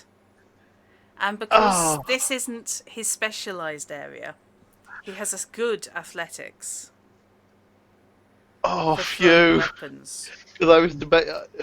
That's So- not his speciality. Wow. So that's a for 6. That's a 7, 8 I plus mean, 11. That's 19. yay! Because I also have the ace of clubs, and I was debating whether or not. Ooh. Okay. A bag. That's all it is. But it's flung with extreme power.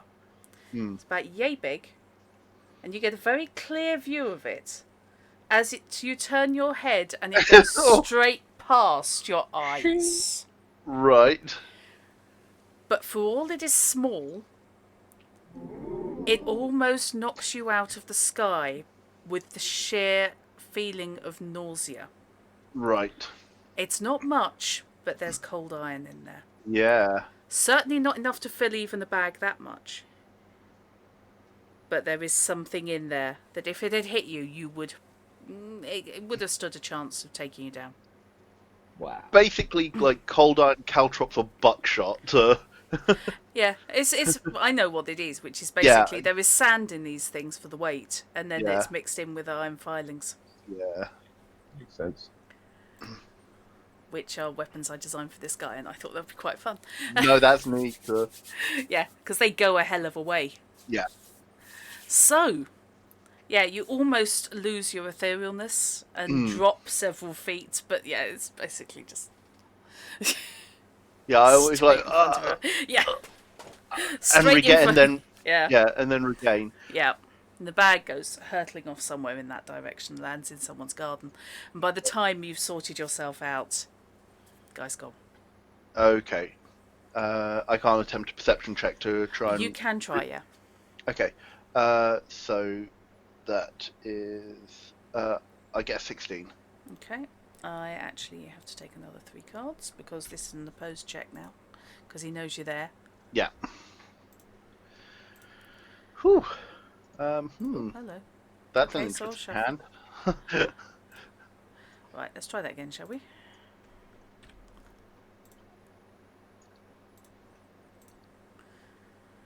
Right, so I need diamonds. Was that 16? 16. Okay. Double check. So, Good perception. Yeah, that's Yeah. 16. So it's against. So I need that.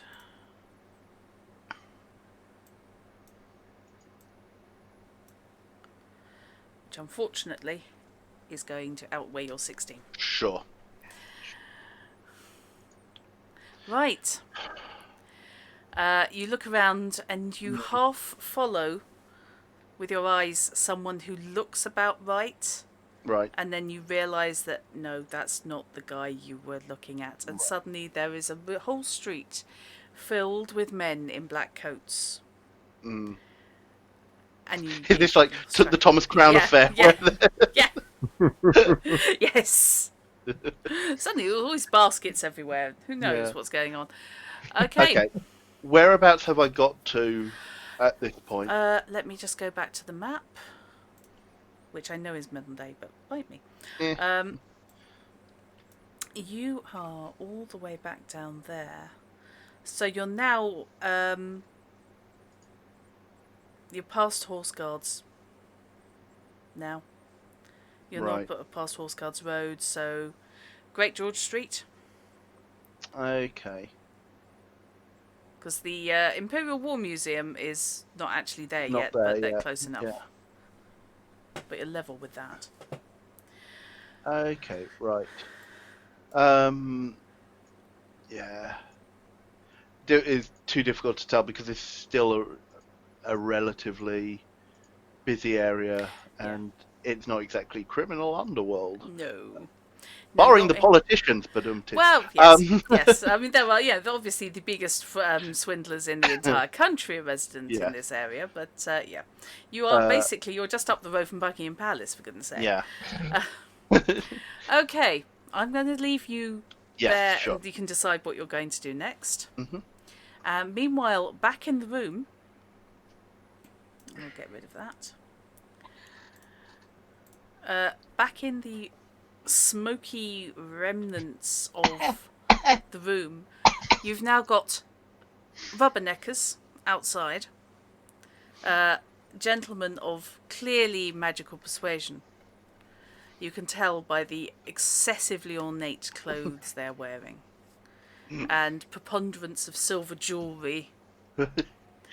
Wizards with a capital W. Exactly, yeah. And probably two Zs. Yeah. There's a degree of people who look like they'd be happier down the ship back in the day. Let's face it, that's where you see the silver jewellery. Yeah. Magic users, bikers. So. We had one of those pubs in Croydon as well. God, I miss the ship. I think it was called the Ship in Croydon. Okay, that's creepy. Yes. Unfortunately, our ship is now the Turner Centre. Yes, it was knocked down and replaced with an art gallery. Yeah, that looks like a nuclear storage facility. It might be a nuclear storage facility. And you can look up the Turner Centre online because it's it's everywhere. You can't possibly not find it. It looks like it's made of Lego. One of these days, I'm going to get a photograph of it and I'm going to colour each of the blocks in individual, just to really highlight that fact. Don't tempt me. So. If only we knew someone that could do photo manipulation. That's all right. Give me time. And a decent photo. So, looking into the room now, you can see on the bit that you were beating out, the huddled into a ball form of a formerly very large man. Now roasty toasty. I was about to say, hopefully he's being of the magical inclination, somehow survived it all and could tell us exactly what happened. No. I'm guessing that's not the case. No. I'm guessing he looks like something I tried to cook. He looks like a chicken wing you've put in the oven. Can we... Is there anything on him that will allow us to distinguish if that is you? And not that we need to put 4 and 4 together, but... You said they were rubberneckers. Anyone know this guy? Some Welsh chap, I think. Has he blown himself up? Bad form. It would appear so. Only not. I don't think. Colour me suspicious, but I had a feeling someone was going to try and kill this guy, and now he's dead. Surely it's just some terrible accident. Can I throw? You might think that. I couldn't possibly comment yet. Sorry. Can I throw a perception check to see if I notice anything else in the room that might be out of place or anything, if that makes sense? Right, it's going to be tricky because the Everything's room charred has been and- charred. Yeah, there is a thick It layer of has. soot over everything. But I'm hoping if anything's been taken, there might be Okay, so you're looking for voids. You're looking some for. form of indent or Mhm. slight different build up of soot or something, or just anything that may help me. Okay. I would like you to make me a perception check. Diamonds? Yep. While Neo's looking at that and making a perception check, how many windows are there in the room? 1. Okay. Heading Well, over to that window, I know the window was blown out, but I'm still looking on the ground for signs of glass that indicate maybe something came in initially but didn't take the whole window out. There is, I can tell you for a fact, there is no glass on the inside of the room. At all. No. The window itself and about half the frame is lying on the ground outside. That's pretty damn good. Okay. Alexi, looking around, you don't see anything initially that leaps out at you as being untoward in this room. As I said, there's a thick layer of smoke over everything. Yeah. What you do see is near the window, you see what is the shape of a long knife. When you say the shape of an actual item that looks like a long knife, or There's a the soot layer of buildup? soot over. There is a layer of smoke and soot and sand now over it. Okay. But there's the outline of a long knife. Do I notice anything else? Nothing else leaps out to your attention. So Carter's over by the window. Yep. Carter, what's that? Pointing to the said I item. shall look to see where he's pointing. It's near your foot, but with such a thick layer, and you weren't really looking at the room as a whole, you were looking for the glass. Yep. There is a knife almost 2 feet long, but lying under a thick layer of soot. Now that's a knife. No crossguard. I was waiting for Yeah, that. I know. I thought you're giving the Aussie the option. What the hell? Yep. There's no crossguard. And there are no protrusions to... no quillions, no rising nail or anything like that. The blade is nearly 2 feet long. It is a long, straight, uncross-guarded knife. It looks almost like a machete. Machete would be broader bladed. This is far Yeah, narrower but blade. lengthwise, I mean. Yeah, lengthwise you're looking at sort of messer length, but a messer would have a side nail for the Given handguard. that this room was recently on fire, I'm going to reach around my pockets to get a handkerchief or something to at least insulate my hand against the heat from what may well be a very, very hot piece of metal. Okay. I'm going to endeavour to pick this thing up. Okay. Obviously, if it's insanely hot, even through a wrapped handkerchief, I'm going to drop it again and say, "Oh shit, that's hot." It isn't. Okay. Still not touching it with skin because I don't necessarily want to burn a layer or two off. I'm going to take a close look at this now that I've got this thing picked up. Okay. The top layer is completely sooted. It's completely charred. The layer that was on the ground, however, as you turn it over, there are red traces for the first 6 inches of the tip. And there are runes all the way down its entire length. When you say red traces, are we talking blood? Yep. Someone's been stabbed with this for a couple of inches. And it's ruined all the way down. Yep. Okay. Alexi, Yep. take a look at the inscription. Does that mean anything to you? I'm assuming I'm going to need perception check. You will, and you will also... Actually, what you'll need is the sorcery skill. But Okay. using perception, so diamonds for sorcery.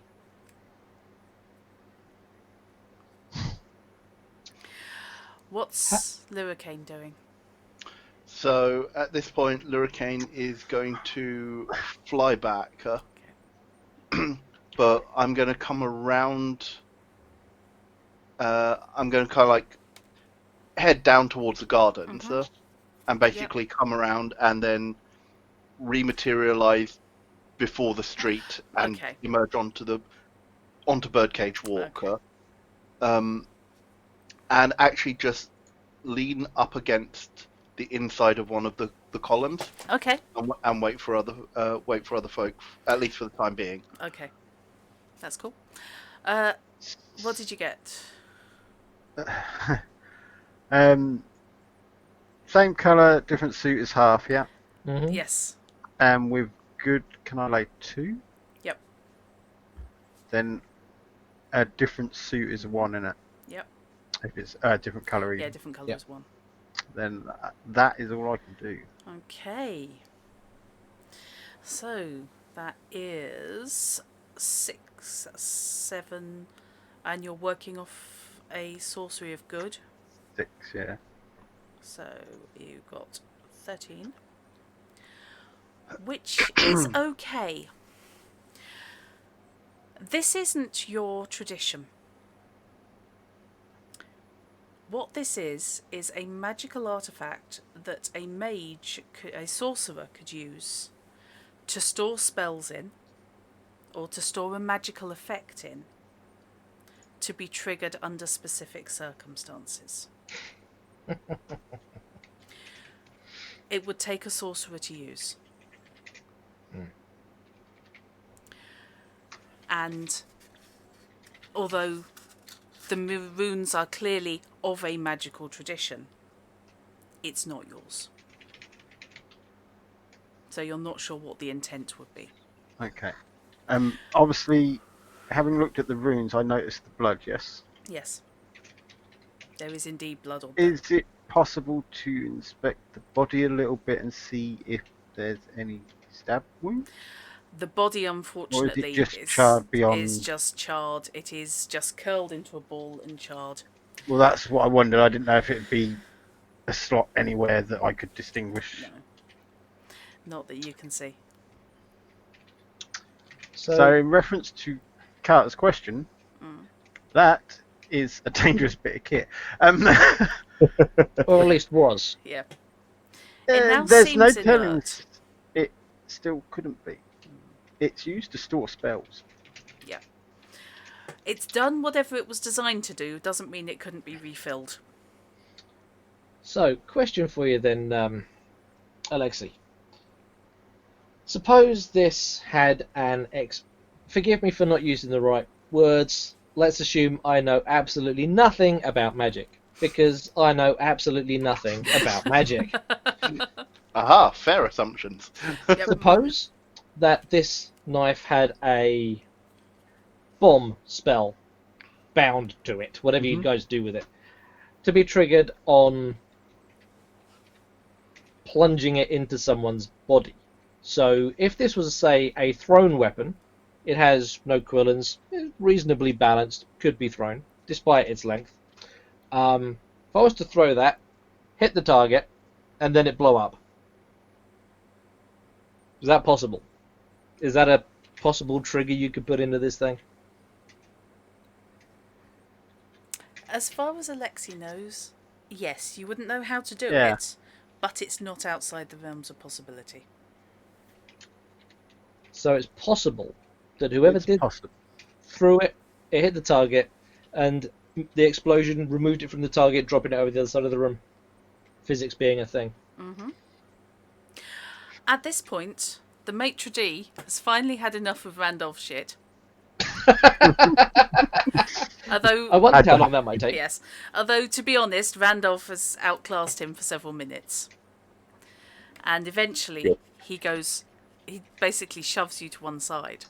verbally, not literally, and starts gathering servants from darkened corners of the club. Sorry, the lodge. The lodge. And heads upstairs. And the next thing you guys know, I will quietly follow him and the servants upstairs. he stops aghast at seeing the state of devastation of Ewan's room. Because I'm not going to even drag that out. Yes, it's Ewan.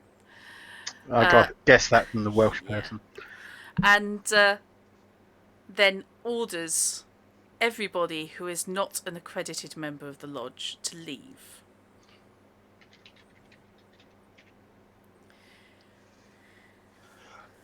That means everyone but me.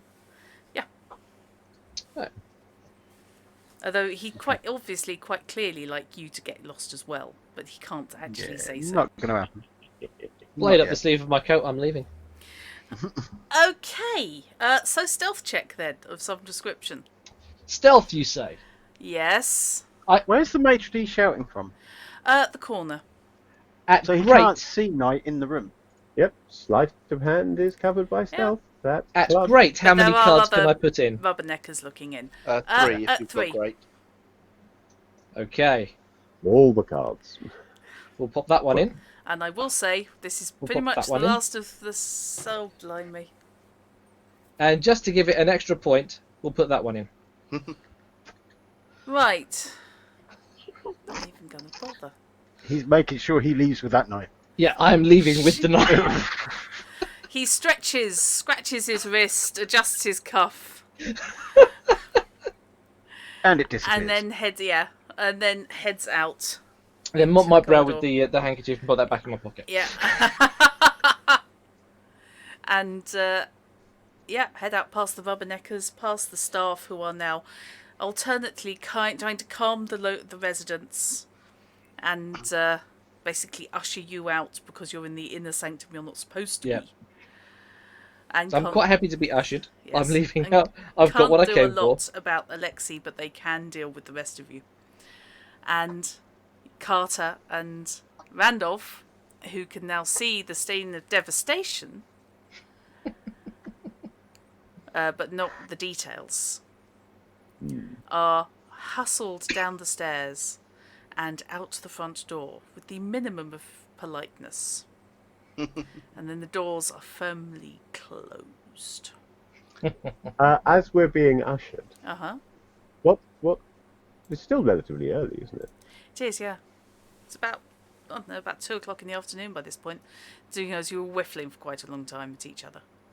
Yeah. So, okay, as we're being ushered, then, but while still within suitable range, I shall raise my cane above my head to attract Alexei's attention. You're sort of waving. Uh-huh. I think, Alexei, old boy, we'll meet you back at the Majestic this evening. Fair enough. Okay. So, yes, you're bundled out unceremoniously onto the pavement, where Lyricane is lounging loosely. I'm doing other sort of things. I've been waiting for the alliterative opportunity there. And I will call it there, because it's 20 to 11. To 11. Oh yes. Good lord. One question. Uh-huh, go for it. When the leaping figure looked up at me, was I able to basically discern the facial features for the broken nose, Yeah. etc.? Yeah. Okay. Yeah. Enough for it to match the previous descriptions we have been given. It's that or it's hell of a coincidence. Sure. I'll just say I ended that session with not only having the ace of clubs in hand, I had the Jack, Queen, and King of Spades. Oh no! Bloody hell. See, I had a bunch of good cards throughout that. I mean, I had a Joker. You just saw the King and the Ten of Clubs Yeah. go down. I started off with not great cards, but then managed to draw into things. But Yeah. thankfully, that Queen of Clubs, yeah. You pulled a 20 out of the bag when you Yeah. needed it. Yeah, wow. I must apologise for not getting involved in that last bit, but I was beginning to flag somewhat, and I thought Randolph would be more useful keeping the No, maitre that's d'. fine. That's absolutely fine, Fish. I know you've been up since stupid o'clock, so I'm Well, fine with not that. stupid because it's a Sunday. I'm not that bad on a Sunday. It's No, Saturday. you're just merely ridiculous instead of stupid. I So, did wake up earlier than I needed to, which is a good job since my phone battery died on me and my alarm therefore didn't go off. Oof. so you had woken up by cat Young o'clock. gentleman. Feedback, Yeah. meow. You're good at that, aren't you? Right, so we'll leave it there with you standing on the doorstep of the colonnades. A dead fried mage upstairs. An escaped assassin. Tailing dwarves. And still no sign of Chekhov. Still no leads. The mystery thickens. Well, we've got leads. They're just not actually leading us anywhere at Yeah. the moment. We don't. They're need leading to us now. into a They whole are- world of trouble. But No, they are we don't confirming need- things. We Round don't in need the leads to lead us anywhere because now we have bait with which to set a trap.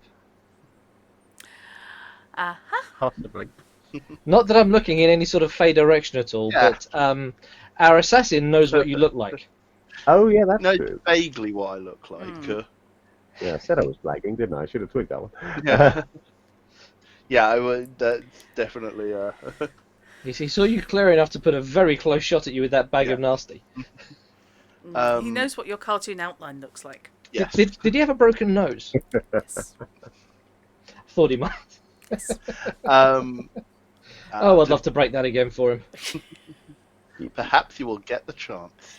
So yes, the world-class cleaner/assassin has taken a pot shot already at Luricane, and now you're on his radar.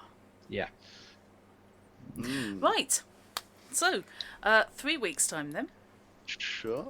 Thank you very much for that. So I make that the 7th of July. Agreed. If people want Yep. to diary that one. I can. I don't know how much use I'm going to be because that's the day after Twitch London. Fair enough. I was about to say that seems very close to the Twitch London date. Yes. On the Twitch London date, however, I'm going to be off learning Indian martial arts. So, Very nice. yes. So we may all be somewhat mullered by. Yeah, I suspect I'll be bruised, let's put it that way. On the other hand, I have just discovered what a chakram actually is, and now I'm just wanting to learn it really, really badly. Isn't that the discus disc. thing? That's the Xena Warrior throws? Princess. They come in 2 sizes. I didn't realise they come in 2 sizes. They come in the Xena Warrior Princess Killer Frisbee. Yep. And they come in basically knuckle duster size. Oh yeah, because you've got the hand, short yeah. ones that come round like Yeah. that, Oh and that right. can have like weird blades as well. Yeah, sorry. Cool. Almost like a cestus. Yeah, exactly. Yeah, we should have a chance to have a look and play with some of those. Oh, very nice. Yeah. Sorry, I'm tragic when it comes to weapons. So, yep, so that's us in 3 weeks' time. So, I will accept that anyone who's going to be at Twitch London will probably be half asleep for the session, but on the other hand, what the hell. You should all be back in time. So, I'll be back in time. It's just Yeah. whether I'll be any state to comprehend things. probably hungover. What he and- said. Yeah. Okay, so next week, Fishy? Next week, I was hoping next week to run the Decipher Star Trek RPG. I'm not set up to do so, so instead next week will be a session 0 on that. So I will go through bits of how the system works, a bit of the background for those very few people who don't know Star Trek, and Character creation. continue with whatever character creation I haven't already got finished by that point. So the only person needed for that is me, but if any of the players actually want I'll try and make that. go through it with me, then I'm absolutely fine with that. We can make it a more sort of discussion thing Yeah, rather than just I'll me try and make talking that work. Yeah, 50-50 chance I can make that. Okay. Okay. That's cool. I should be there. I don't have a character yet, so if we're doing character creation as a session 0, I will do my damnedest to be there for that so that I can have a character. Brilliant. I need to sort out my Andorian's promotion and things.